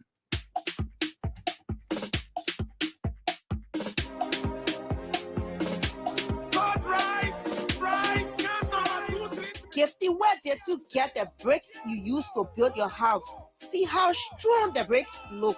I got them from Rovia Bricks. Do not tell me you have not heard about Rovia Bricks. You mean they are located in Liberia? Yes, Angie. Rovia Bricks is a division of Rovia Logistics Incorporated, and they offer a variety of concrete products for all your construction needs. They have 6, 7, 8, and 4 inches blocks. That's not all. Tell me more. Rovia Bricks have coverts for rows and well, cornerstones, Colombo blocks, yard tiles, sand, be it smooth, rough, and mixed. They even have red dyes for land filling and crushed rocks of all sizes. How can I get to them? You can locate Rovia Bricks right at the corner of McDonough and Carey Streets on the Kakata Highway, Copper Farm area in Fidel, around the University of Liberia campus, or locate our head office on Randall Street. Call Rovia Bricks on 0777 874 231 or 0888 726-172. Email them on rovialib@gmail.com. Better still, WhatsApp them on 0777-874-231 or Facebook, Rovia Logistics Incorporated. I'm calling them right now for that man's Swamp land. No time to waste. Ma, take it easy.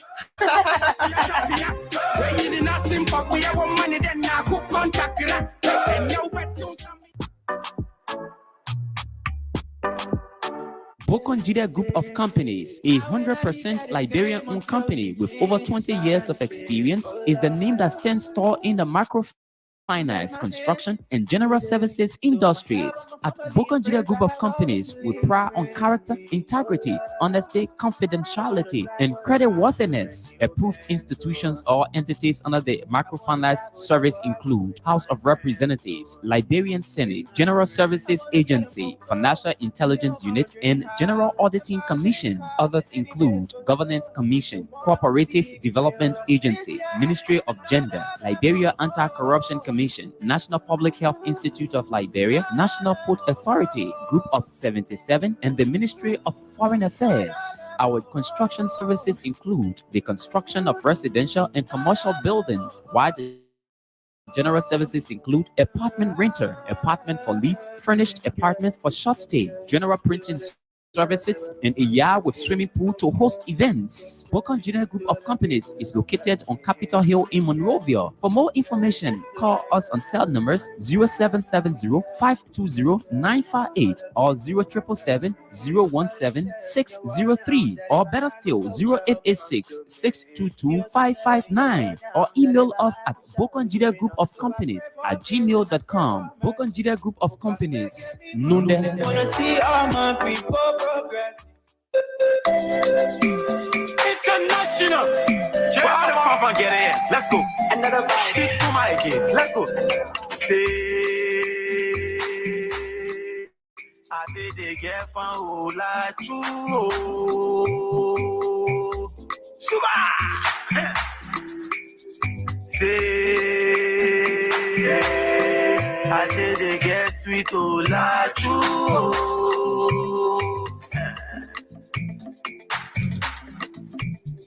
When somebody boyfriend get you honor, you too, you must get them honor.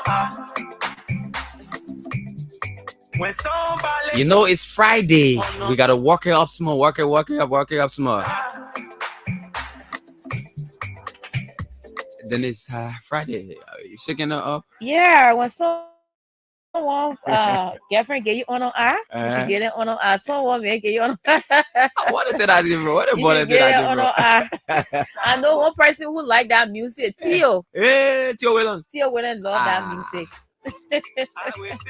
Talking. And so coming up shortly, we do our opinion polls in district number 7, Montserrat County. If elections were held on today, who do you go for? You know me talking. Hey, you know what? Our man, Richard Kia me laugh, Jenna. Because I don't get no money to post or say a friend of mine post off for awareness. Okay, so shortly we be going to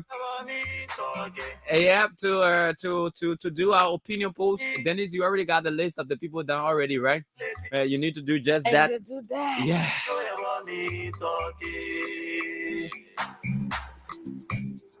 Little you know about me talking.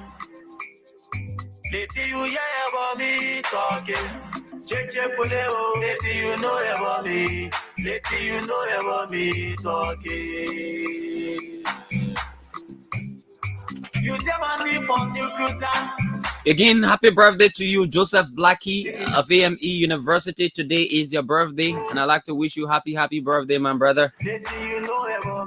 Very serviceable, down-to-earth young man. Happy birthday, Joseph Blackie. And so, as Dennise signals to me, of course, we strictly go into the polls. We won't know who best suited to represent. Solomon Judgment remain there, or I'm gonna put different person there. Who the person you think I'm gonna put there? And that's what we'll be finding out this morning on the Morning Breeze on ABC Radio. Until then, enjoy a few bars of this song.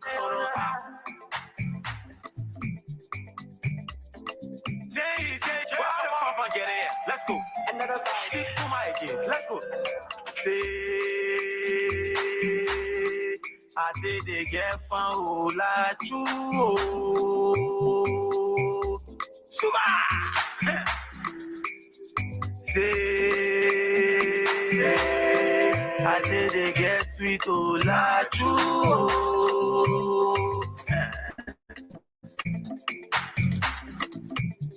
When somebody boyfriend get you honor, you too, you must get them honor. When somebody girlfriend get you honor, you too, you must get them honor. Say papi water, say mommy water, polo polo polo.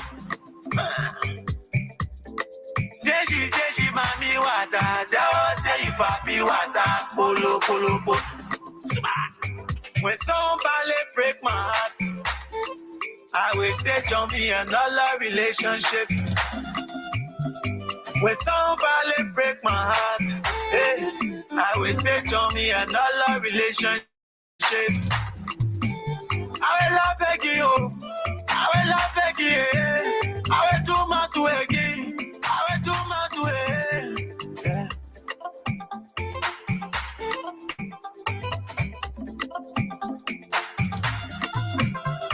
Lady, you know about me talking. Lady, you hear about me talking. It's the girl, lady, you know about me. Lady, you know about me talking. Lady, you know about me talking. Lady, you hear about me Talking. Lady, you know about me. Lady, you know about me. Talking. Okay. Talking. Lady, you know about me. Instigator. Hey, instigator Long talking. time, you know, we were small instigator. All the instigator, they put it there. All that water. Exactly point. But folks, welcome back to the Morning Breeze on ABC Radio, the Friday edition of the program this morning. And of course, we're so having ourselves a great time informing you and at the same time entertaining you. But Dennise, we prepped up right now. Who are the 4 contenders you have there? Solomon Josh, Emmanuel Dan, Weddy Powell, Seba Joma. Okay, so there are 4, right? Yes. Saba Joman, Yeah. Wade Power, Saba, Solomon George, and Emmanuel Dan. Okay, 4 individuals. They are the top runners. So when you put Richie Asamonti, even Richie not believing you said he will win. Maybe the people will call and talk about this. So when they call, when we see like we receive 5 calls for a particular candidate that is not there, then we'll include them. So the time is 10 minutes past 9 o'clock. Am I right, Dennise? Yeah. 10 minutes past 9 o'clock. So right about now, yeah, 10 minutes we open the phone lines. We'll open the phone lines. All right, and entertain your calls. All you need to do is to call your name, where you are calling from, and who you are voting for. All right, in District 7, Monserrato County. Are you going for the incumbent Solomon George? Are you going for Emmanuel Dan? Are you going for Wade Power? Or are you going for Saba Joma? Okay, let's take this first caller. Good morning. Good morning. Yes, sir. My name is St. Thomas Morba. I'm calling from District 7. I'm voting for Emmanuel Dan. Emmanuel Dan. Okay, Emmanuel Dan. Emmanuel Dan. Like, okay, maybe I didn't announce the number. 0777 105 100. 0777 105 100. 0555 105 100. 0555 105 100. Before another side say, oh, we not hear the number, so that why we not call. Good morning. Good morning. My name is T. Momo Masakwe. I'm from Trenchtown, Down Runner Street, District number 7. And I'm voting for Honorable Andreas Blamo. Andreas Blamo. All right. We'll mark it down. Yeah. Let's take this other person. Good morning. Yeah, good morning. Yeah. My name is Mr. Saki. I'm calling for District 7. I'm voting for Emmanuel Dan. Emmanuel Dan. Okay. This person. Good morning. Good morning. Yes, sir. My name is Edward Stevens. I'm voting for Emmanuel Dan. Emmanuel Dan. Okay. Let's take this side. Good morning.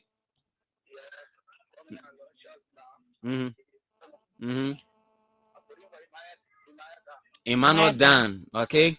Let's take this person from this end. Good morning. Good morning. Yes, sir. I'm Samuel Nimlen calling from District 7, the favorite PHP community. Yep. Why I have to vote today, I'll be voting for Saba Joma. Saba Joma. Okay. Good morning. Good morning. Yes. Good morning. My name is Blessing Toba. I'm calling from Kelly Street, District 7. I'm voting for Emmanuel Dan. Emmanuel Dan. Okay. This other end. Good morning. Yes. Yes, sir.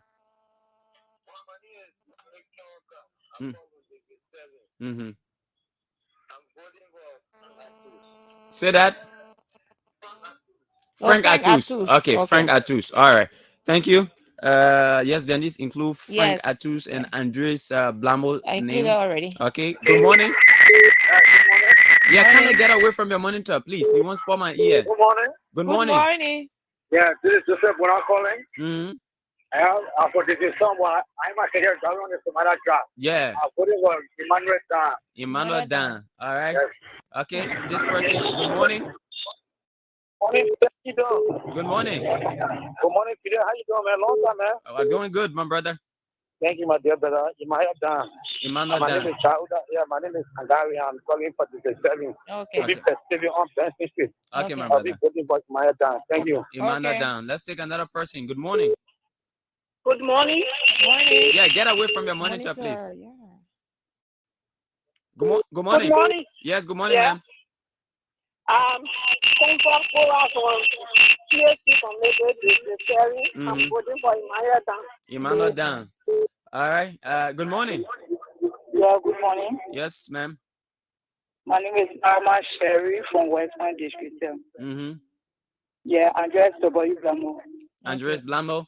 Okay, keep your calls coming. 077-105-100, 055-105-100. If elections were held in district number 7 today, who will you vote for? And we have a list of aspirants that are on there. Emmanuel Dan, incumbent Solomon George, Wede Power, Sabah Joma, Joma, Andres Blamo, Frank Atus. Okay, Frank Atus. Yeah. This person. Good morning. Good morning. Okay, he's left the line. Let's take this one. Good morning. Good morning. Hello. Okay, sorry. So there are others who are voting online too, so they can follow the live video, share the video, and have your comment there as well. Yeah. Good morning. Yeah, good morning. Good morning. Yeah, good morning. Yes, you're live. Yeah. You say who name you put there? Quebec Collins. Okay, we include a name there. Good. Quebec Collins. Okay, so you go for Quebec Collins. Quebec Collins still in the race? Yeah. I mean, I thought Quebec Collins out. Well, no, he knows that she's part. So let's put Anita. We don't want to disenfranchise anybody. So yeah, as we receive the names, we'll add you. It is the caller's responsibility to vote them. So yeah. Okay, 077-105-100, 055-105-100. If elections were held in district number 7 today, who will you go for? Who will you vote for? Good morning. Yes, sir.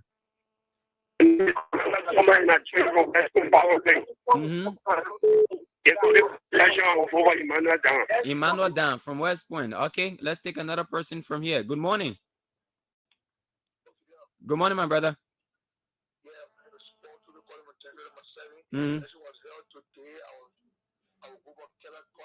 Quebec Collins. Okay, Quebec Collins. Okay. Yeah. Thank you so much. Let's take another person from here. Good morning. Yeah, good morning, sir. If elections were held today, who will you vote for? I'm voting for Emmanuel Dan. But say your name first. My name is Polo. Peter Polo. Peter Polo. Okay, Emmanuel Dan. All right. Yeah, Emmanuel Dan. All right. Okay, keep your calls coming and your votes. So keep putting your votes through. And like Dennise said, you can also vote via the live video as well. And we'll take you. Good morning. Yeah, good morning. Yes, your name. I'm Sosa Johnson. Mm-hmm. I'm calling for Broad Street. Mm-hmm. Yeah.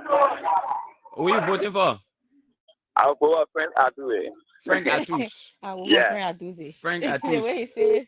So Frank Atus, Liberian international movie star Frank Atus is also in the race. Quebec Collins is there as well. Sabah Joma, Wede Power, Emmanuel Dan, the incumbent Solomon George, and Andres Blamo. Yeah. Andres. It sounds like a British name. Andres Blamo. Okay. Like a Spanish name. Yeah. So yeah, like a Spanish name. That's right. So okay, those are the numbers. The phone lines are still open. Keep calling. Don't tell me people don't plenty in digital number 7. So I mean, so there are various. People, I don't want the way I want to say it would be like campaigning for people. So let me just leave it like that. But people for voting that part of people, you know. But let's go back. Good morning.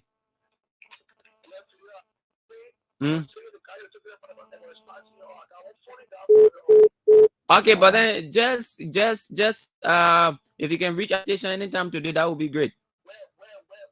Broad and Buchanan Street. Broad and Buchanan Street, right near AGM School, opposite the museum. Okay. Okay. Thank you. All right. Let's take more of your calls. Good morning from this end. Okay. They will go over. You can't tell. You can't. If you don't can vote, you can't be. They tell you can call back when you beep. Call. 0777105 And even though they votes the opinion poll Dennise is not necessarily the reflection of what the happenings are in the district, but also a signal of what the people think about different candidates. Yeah. So it's important. Good morning. Hello. Yes, sir. Let's hear you. If election was to be held Say today, your I'll name, vote for please. Imad. My name is Musa Sheriff II. Okay. Okay. Say If Musa election Sheriff. was to be held today, I'll proudly put Imad down as my next representative district number 7. Okay, Emmanuel Dan. All right, good. Keep your calls coming. The lines are still open. Keep your calls coming. The lines are open. I'm eager to receive your votes. Good morning. Yeah, good morning. Yes, sir. Yeah, I'm Sir Joseph. Mm-hmm. Calling from Asmore Street, District 7. I'm voting for Quebec College. Quebec Collins. Okay. Quebec Collins. Sir Joseph said he goes for Quebec Collins, and like Sir Joseph, you can People also. have similar names. Yeah. And Sir Joseph, the senator, Mozorado, the difference, Sir Joseph. Good morning. Hey, my man, my ears sharp. And I'm looking at the number too. Instead, he changed the number, but my ears sharp. Call your name now and who you Uh-huh. voting for. Others are on the line. Okay, let the manager one of the They one. want to Morning. Good morning. Yes, sir. Oh, Mohammed. Mohammed, what's up, Mohammed? I don't like Mohammed. Huh? Good. Who you going for?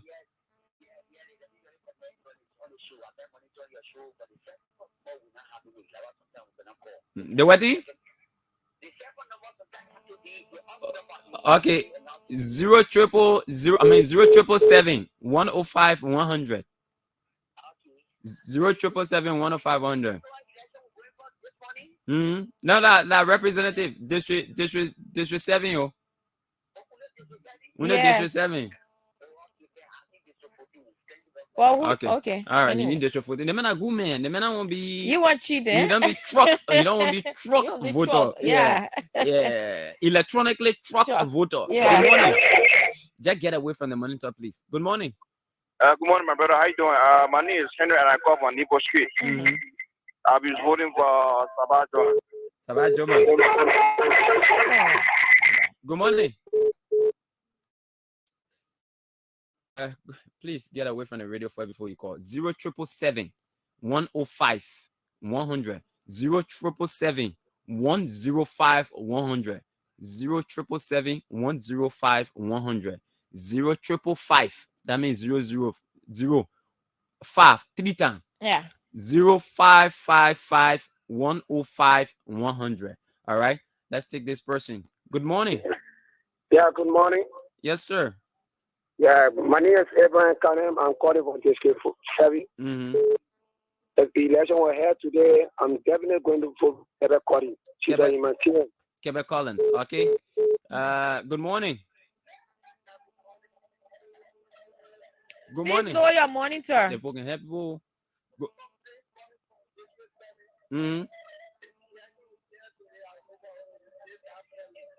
See that? Yeah, Darius calling. Oh, Darius calling. Okay, Darius from Ministry of Transport. Yeah. Good morning. Good morning. Yes, Fidel sir. Fidel Castro City. Good morning. This is Lucky J. Hey, Lucky J. Yeah, Emmanuel all the way. Emmanuel down. Emmanuel down. Thank you. Bye-bye. Lucky J. 0777 105 100. 0555 105 100. If elections were held in district number 7 today, who will you vote for? Emmanuel Dan, Quebec Collins, Wede Powell, Solomon George. Solomon George. Sabajoma. Sabajoma. Who do you go for? Andres Blamo. Frank Atus. Quebec College. Yeah. Darius Colley. Darius Colley. Good morning. Good morning. Good morning, brother. Your name and where you come from? It's still water calling from Maba Point. Mm-hmm. Solomon George. Solomon George. Solomon George gets his first vote. Okay, let's take this person. Good morning. Yes, my brother. If elections were held today, who would you go for? Alvin Blambo. Go for your brother Blambo. Andre Blambo, your brother. Okay, Right. thank you. Thank you, my brother. Good morning. Good morning. Yes, ma'am. Just get away from your monitor, please. Our ears. Good morning. Good morning. Morning. Lower your radio, please. I'm calling from district number 7. Mm-hmm. Need something. Emmanuel Dan. Emmanuel Dan. Nimpson, Emmanuel Dan. Okay. Let's take. Good morning. Good morning. Yes. Yes, ma'am. If election is held today, I will vote Emmanuel Dan. Emmanuel Dan. Emmanuel Dan. Emmanuel Dan. All right. Zero. The bell is ringing. Emmanuel Dan. Yeah, that's how it feels like. What is happening? What happened Solo? What happened to Solo? What happened to Frank Atus? Let's go back to the phone line. 0555 105 100 0777 105 100 are the numbers to call if elections were held in district number 7 today. Who will you go for? Maybe we need to go in our America grade district too. Yeah. You know, and do opinion poll there. Yeah. Your best friend. Yeah, I'm my best friend. Yeah. That man used to be my friend till he deviated. Good morning. Good morning. Hello. Good morning, Fidel and Dennise. Yeah, good morning, my brother. My name is Libertino dos Santos. I'm not Emmanuel Dan.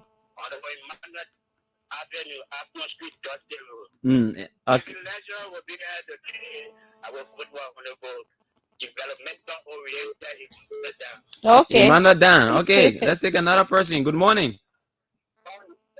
Yes, sir.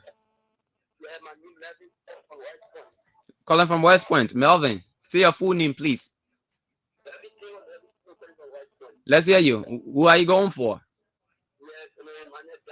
Emmanuel Dan. Okay.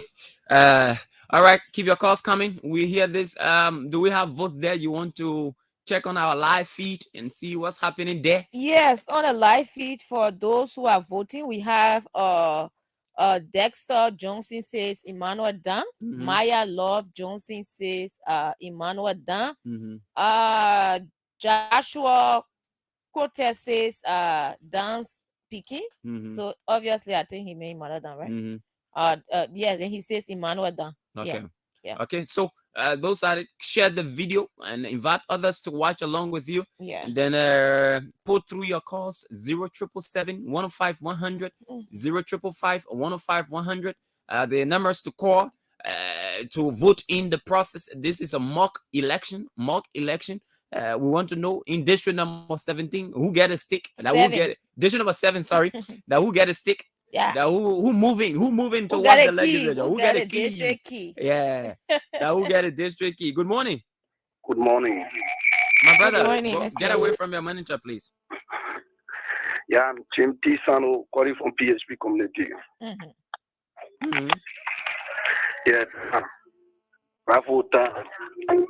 Yeah.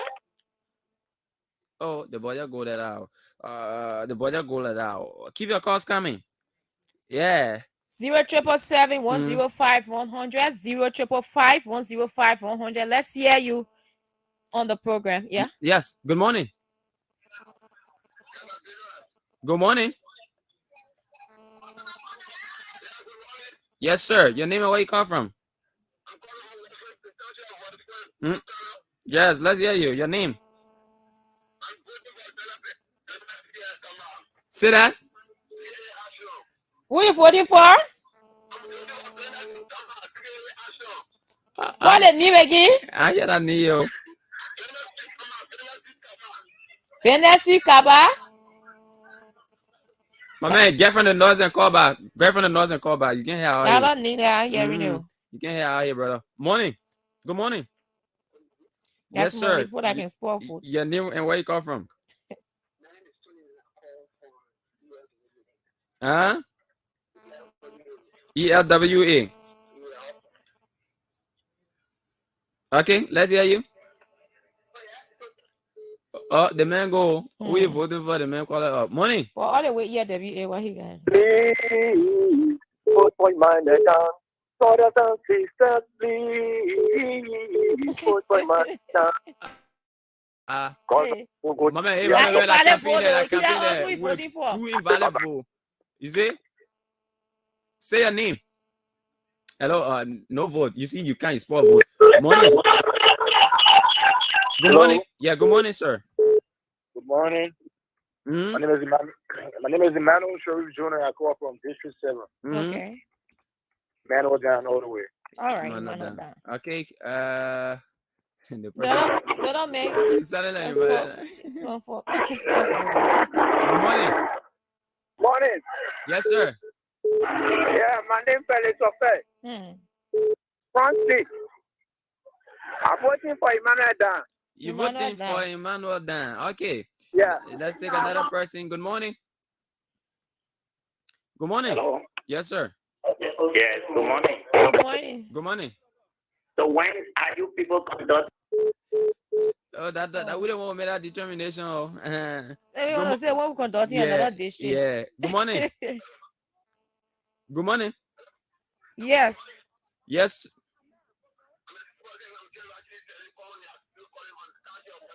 Mm-hmm.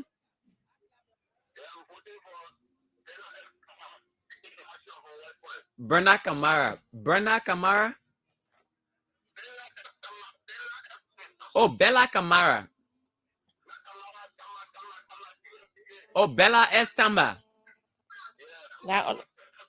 Okay. Okay, thank you. Yeah. Good morning. Now, what do you like about dance? My man, just vote. You better vote, you will get invalid again. Yo. I already voted. Okay, what's your name? You say already voted. Okay. All right. If you make it one. No, not like it, Joe. Let's hear it, Dennise. Yeah.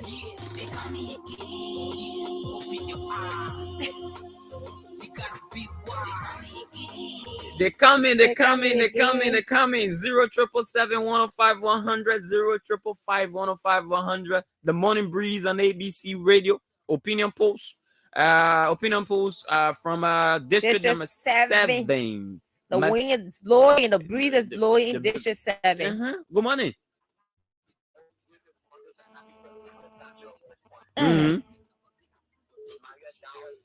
Okay. Emmanuel Dan. Good morning. Yes, sir.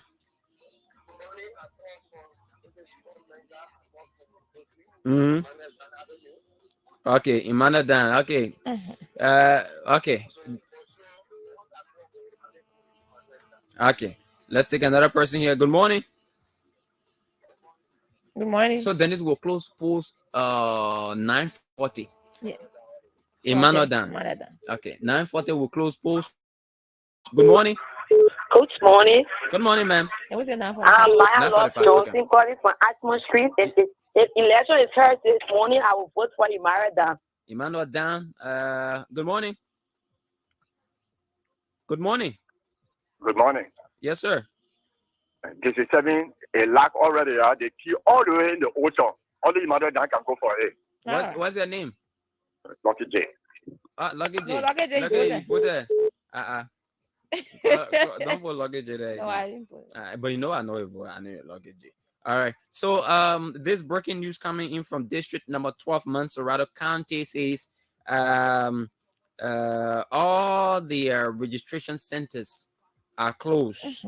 All right, workers are not there because according to them,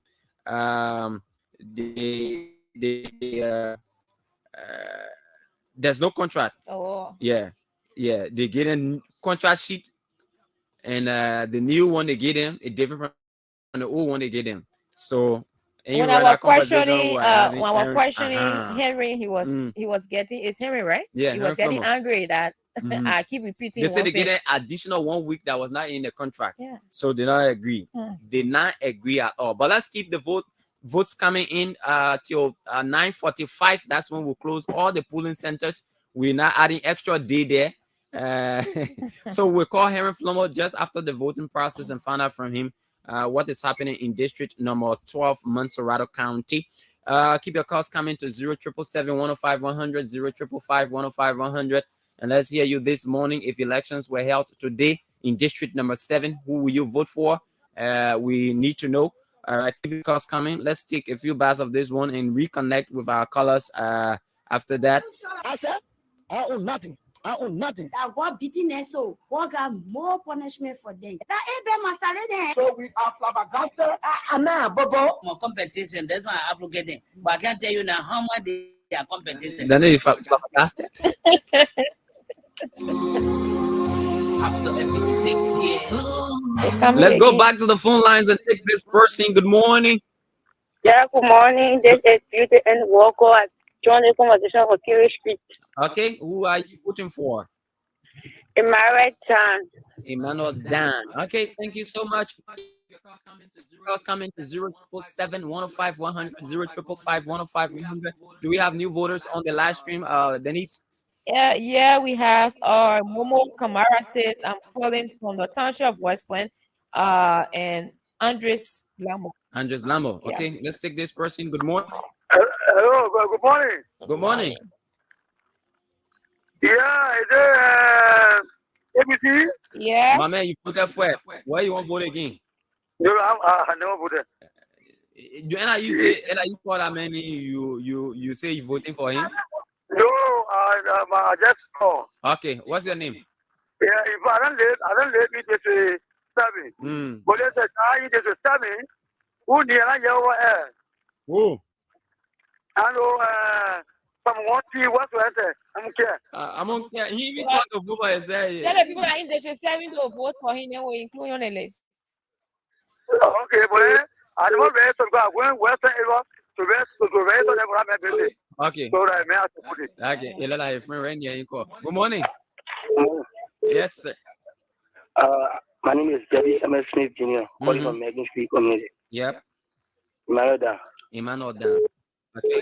Another person here. Good morning. Good morning, ABC. Join. Oh, you left the line. Good morning. Good morning.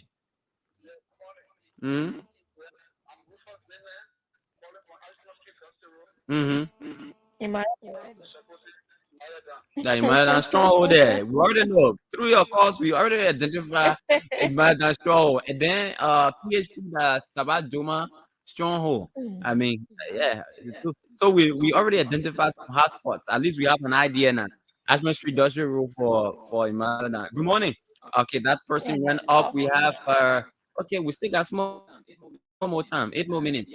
8 more minutes. 8 more minutes. Yeah, 8 more minutes. yeah, 8 more minutes. So keep your calls coming. Let's get you right here on ABC Radio 105.1, the newest thing to happen broadcasting in Liberia, 105.1, and the program is the Money Breeze.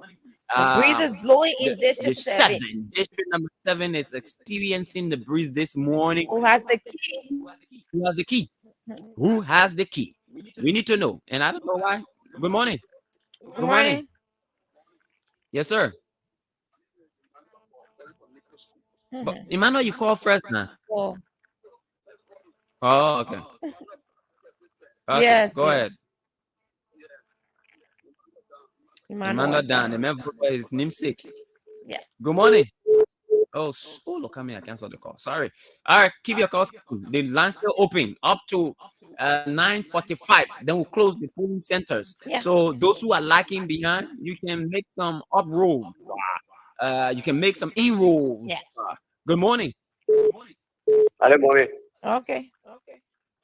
You're calling me, eh? Who are calling you? Who are calling me? Morning. Good morning. I'm great. I didn't call it for Who are you voting for? Emmanuel Dan. Another person here. Good morning. Good morning. Morning. Yes, sir.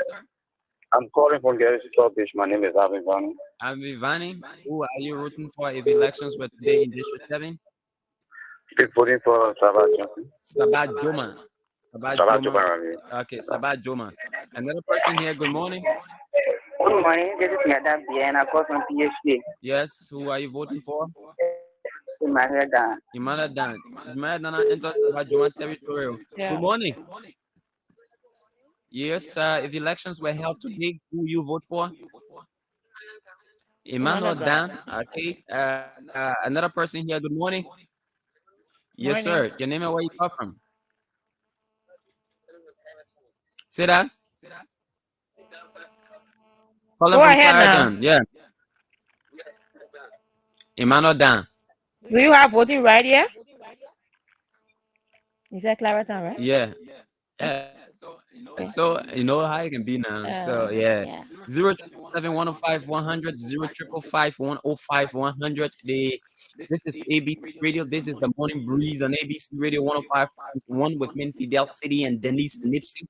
And we're bringing you breakfast this morning in District number 7, as always. But this one is an opinion poll on the legislative elections in District number 7. And we're having a mock elections this morning. If elections were held today, who will you vote for? Good morning. Yeah, good morning. Yes, sir. Yeah, my name is Mohamed Bar. Calling from Megan Street. Yeah, Andres Blamo. Okay. Blamo. Okay, let's take this person. Good morning. Yeah, good morning. Yeah, Tatos to be calling from West Point. Tatas, yes, go ahead. Yeah, Emmanuel Dan. Let's go back to the lines and take your calls. 077-105-100 and district number 7. We might take the walk in district number 8. We have to go. Let me go see my man. I actually look at it, but I know I get no strength there. Yeah, he already made the people. Good morning. Good morning, sir. Yes, sir. I'm James. I'm calling from the PhD. Yes, sir. If today was election day, I tell you no lie, my vote will go to Honorable Emmanuel Dan, developmental Dan. Okay, Emmanuel Dan, developmental Dan. Oh, they don't put developmental to the bed. Let's go back to the last 0 troops. Talk and do. Talk and do it. But the history of talk and do not good though. Why? Yeah, I can get you plenty new or talk and do then I don't really know it. Good morning. Hello, good morning. Yes, sir. Yeah, I'm Kevin. You're going to call from West Point. Emmanuel Dan. Emmanuel Dan. Okay. Emmanuel Dan. I'm supposed to call you talk and do him on this yes on down. And I say the but then anyway, when you legend, not let people talk and do. Talk and do. Toma Fala. Talk and do. Who again? We district. Clemente UA. I'll talk and do. Wait, I will need to talk and do then. Good morning. Yeah, good morning. Yes, sir. I'm calling my PhD committee, Samuel Josh.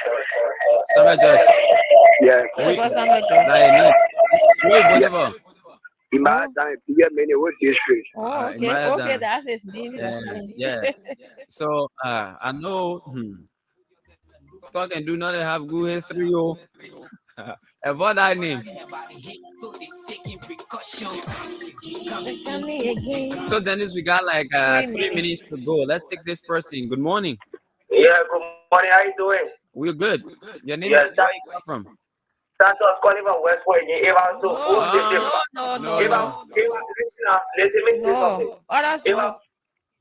if I was to vote, Nasa, I would vote for Emmanuel. My man, they play air. We're hearing the air. We know the environment. Listen, when we went to school, we were taught environment. You don't have to be in a particular place to know which part of the house a person is. If the person is in the kitchen, once you talk to me on the phone, I'll know you're in the kitchen. You're in the bathroom, I'll know you're in the bathroom. Anyway, yeah, we still got people on the phone. We have one online. Tom Mensa said my vote is cast in favor of Emmanuel Dan. Emmanuel Dan. Let's take this person. Good morning. Yeah, morning. Yes, sir. Yeah, my name is Inoku. I'm voting for Emmanuel Dan. Emmanuel Dan. Let's take this person. Good morning. Good morning. Yes, sir. Yeah, I'm Jeremiah. I'm calling for prosecution about you. Yeah, as of me, I came honorable Emmanuel Dan. Emmanuel Position Dan. number 7. Okay, Emmanuel Dan, district number 7. Okay, thank you so much. We still got small time there, Dennise. We got 2 more minutes. 2 more minutes there. Put your calls to those 2 minutes, and let's hear you this morning. Who are you going for? Good morning. Good morning. Hello? Yeah, good morning. Yeah, my name is Timothy Fala, calling from District 3, Monterey County. Okay, you're not getting voted as far as you know. Thank you. Thomas Fala. When Thomas, all the minute was your coach. So I'm in Thomas Fala. The boy, okay. I'm in Thomas Fala again. Yeah. So yeah, Dennise, I think we take one more call. Who could that lucky person be? And then close up this morning on the... Good morning. Good morning. Good morning. Let's hear you. Yes, Hello, you are live. you're Let's live. hear you.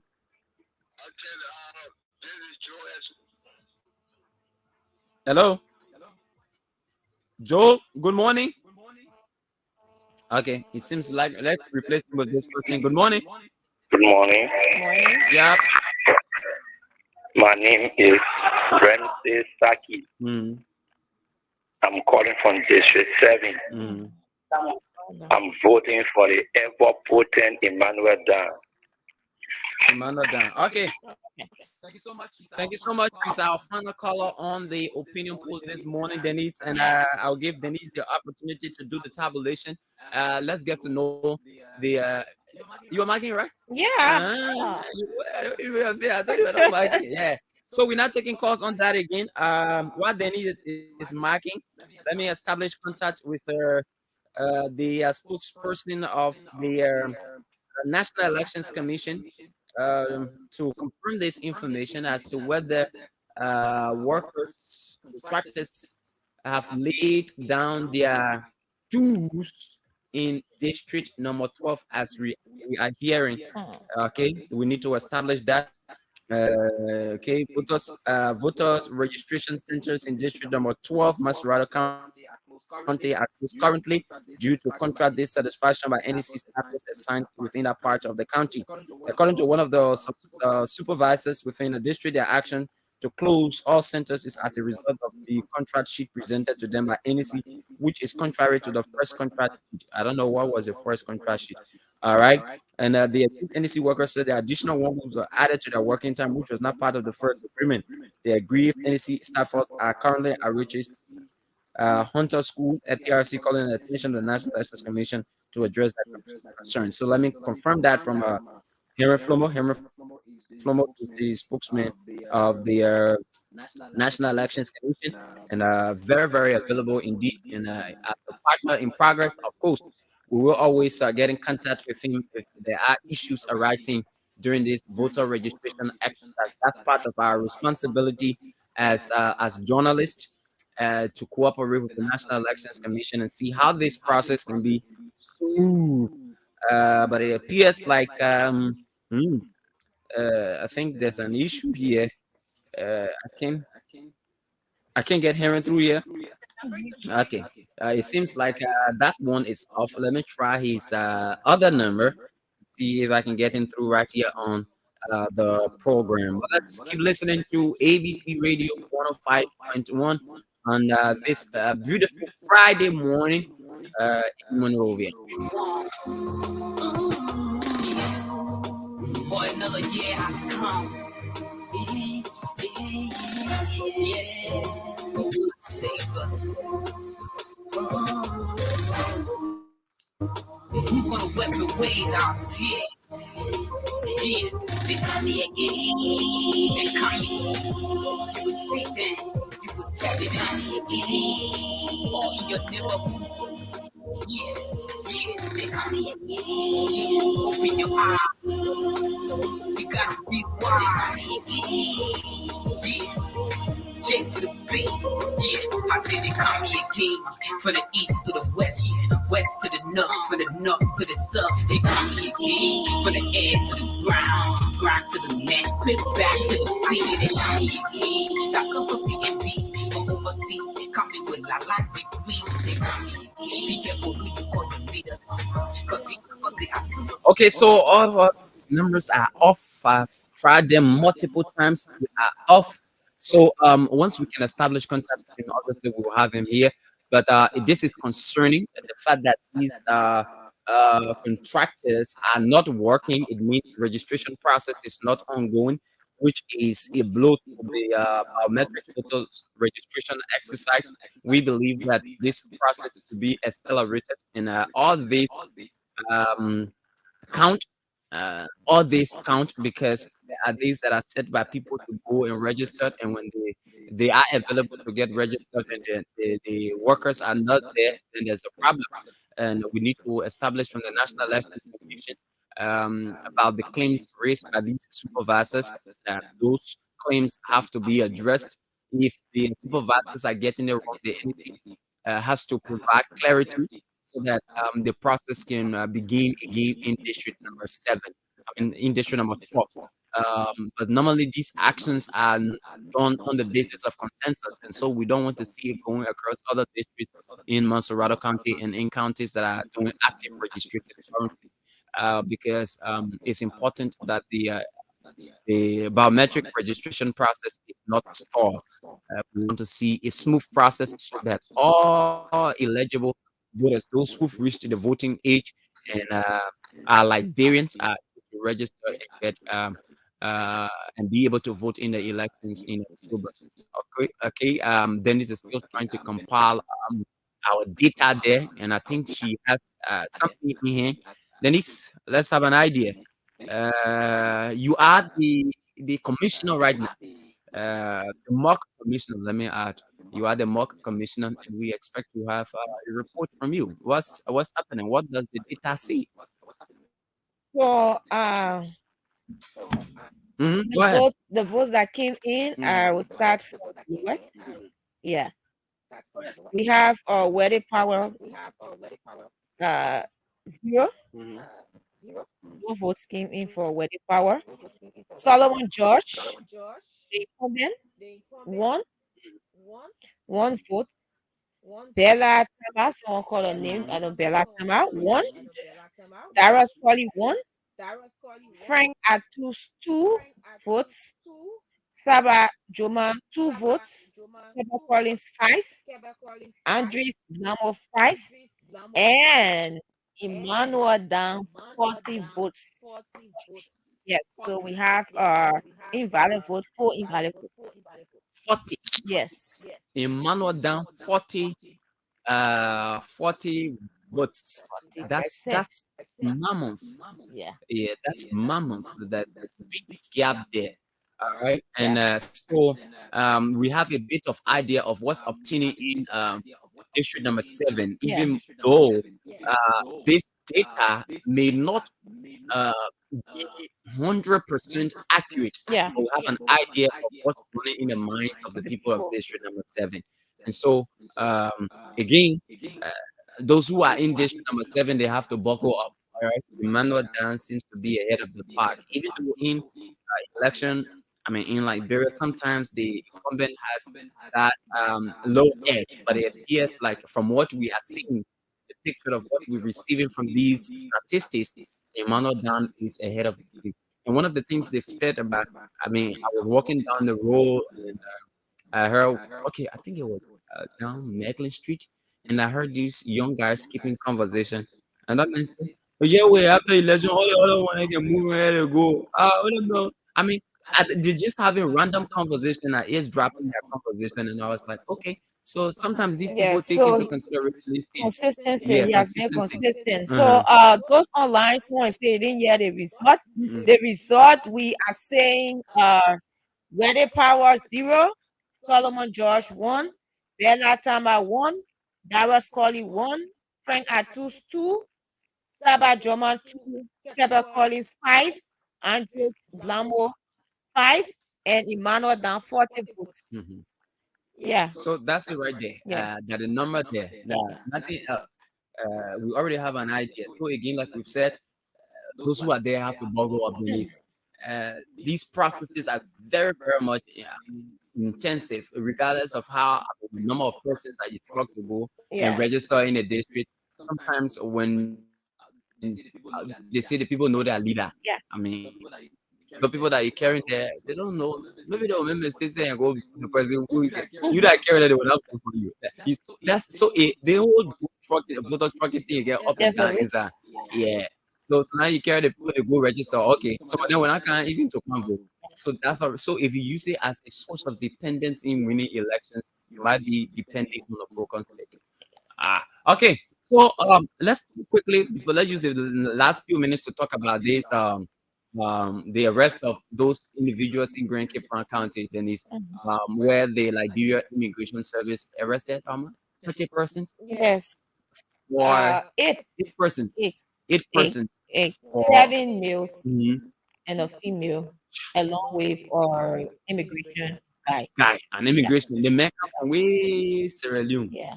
And I don't know how they say he changed the name from what kind of name? Some Some name. kind of name. Yeah, yeah. I mean, so let's say this. These are the point raised by Ali Sila. Ali Sila has been indicating that those who are bearing these Ndingo names are being discriminated, and someone tried to provide explanation to that for people who have that thought. Now, our country, Liberia, is border with Sierra Leone and Guinea. Because of the historical ties of these countries, there are families who live both in Sierra Leone, one family. Some of them live in Sierra Leone, they are Sierra Leoneans, and the others in Liberia, they are Liberians. There are others who live in Guinea, they are Guineans, and the others live in Liberia, they are Liberians. Now, we cannot conflate the two.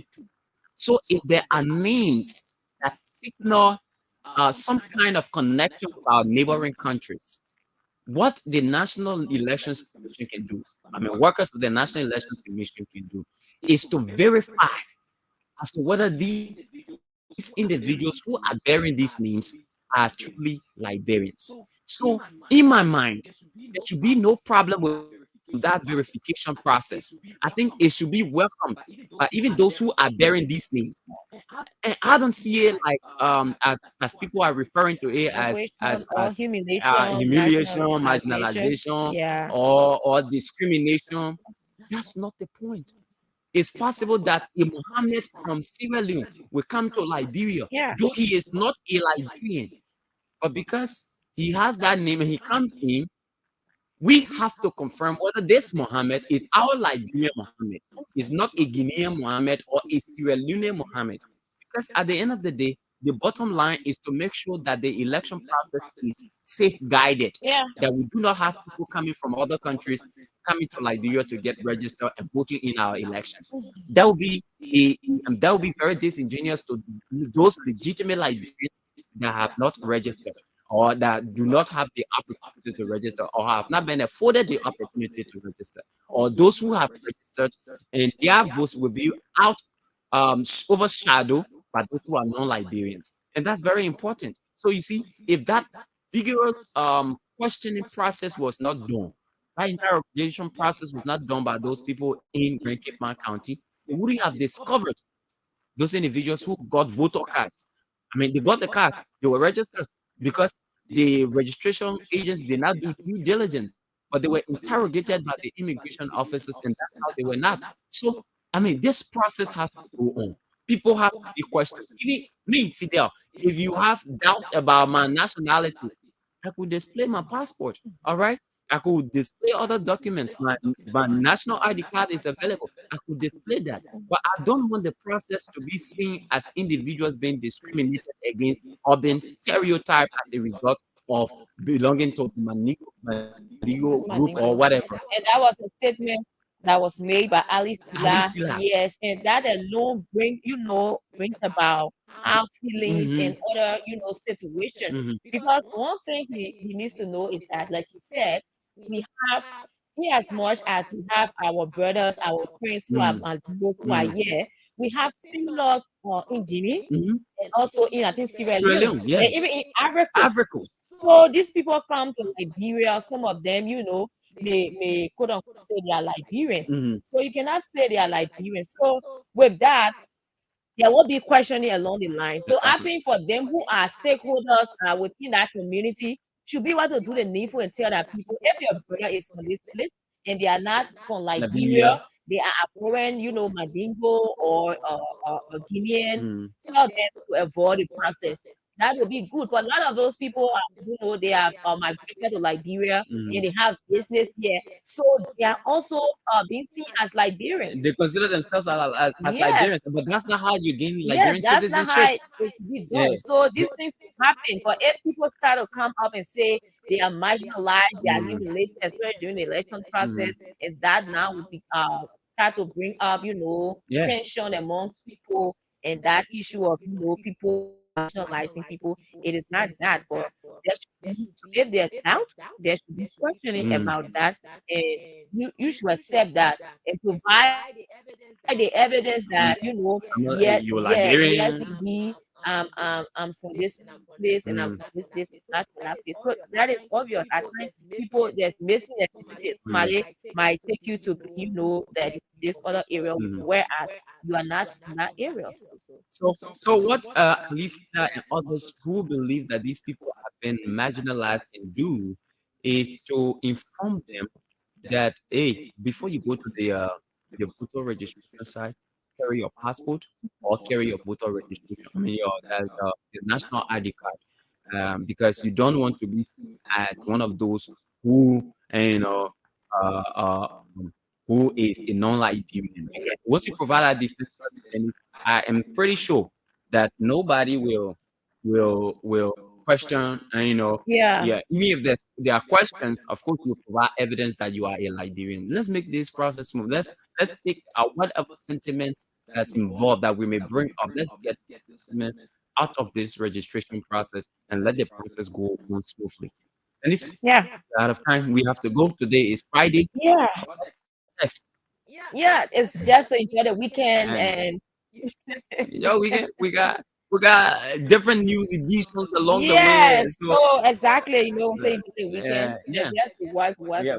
just work here and be here throughout the evening. So we have our news coming up at 12 midday. It happens to be, you know, great information to the public, and also in the evening at 7 we have our night, or let's say the premiere news and whatsoever. So our listeners are encouraged to tune in and we give you the best here at ABC Radio, and it's the best staff, you know, we have at ABC Radio. It's showing that we bring you all of the information and what you need to consume professionally, you know. That's not the other way around. So you have to have that from ABC Radio. Yeah. Oh yeah, so that's it. We have to go. Thank you so much for being with us this week, and we confirm for Monday. Okay, we will do that. Okay, so we have a line of guests, and Tuesday we might play host to the executive director of EPA, Professor Wilson Tape. We play host to him on Tuesday. We've been finding out information about this 50 billion thing. He's one of those who's best suited to give us detailed information. Even though we told you yesterday, where we explained all those things to you yesterday, but again, they're good to hear from the mouth. So he will be here on Tuesday to give us details of that deal of the deal signed with Green Carbon. So, folks, we'd like to say thanks for tuning in. And of course, we heard the report, that mop-up expert report on Monday. Monday, we'll hear that report, show you and review some of those things. And like we said, Mail Jones has also to be meticulous enough in here to start telling people that get the money to pay back their loan. And central bank manager people who own commercial bank to come pay. Let central bank herself go behind her creditors, including those that Mills Jones get the money to. If they cannot find those Mills Jones get the money to, then you call Mills, they don't pay the money. 600 million is no play money. Yeah. So And also I like to show out for my April exclusive. okay, good. Yeah, you're almost April. Saturday, and we'll be coming out. So if you're April born, Mm-hmm. just join us. We'll be on Asmo Street. Maybe you can get with me here to we got t-shirt. Sorry, this is not commercial. Yeah, go ahead. I mean, We got people can enjoy privileges. That's a privilege to enjoy. Yeah. We got t-shirts on sale, so perhaps you can contact me. I'll link you with the person. The t-shirts are just for $10, the cap $5, and the ticket $5. Will be coming up out on Asmo Street on tomorrow or welcoming April month. So you can join us all April. Okay, talking about April, somebody special is celebrating their birthday on April 8th. Yeah. Very special. Very, very special. All right, I think I know that. Okay, yes. First birthday on April special. Yeah. CDS, happy birthday to you. And today is the birthday of my man Joseph Blackie. Blackie, again, I like to say happy birthday to you. And he's the CEO of Action TV, and also the official cameraman of AMA University. Happy birthday to you, Joseph Blackie. So, folks, thank you so much. We have to go. We leave you with this one right here this morning. Did you know about me talking? Anything you know about me? Anything you know about me? Talking. Have yourselves a great weekend. I say they get found like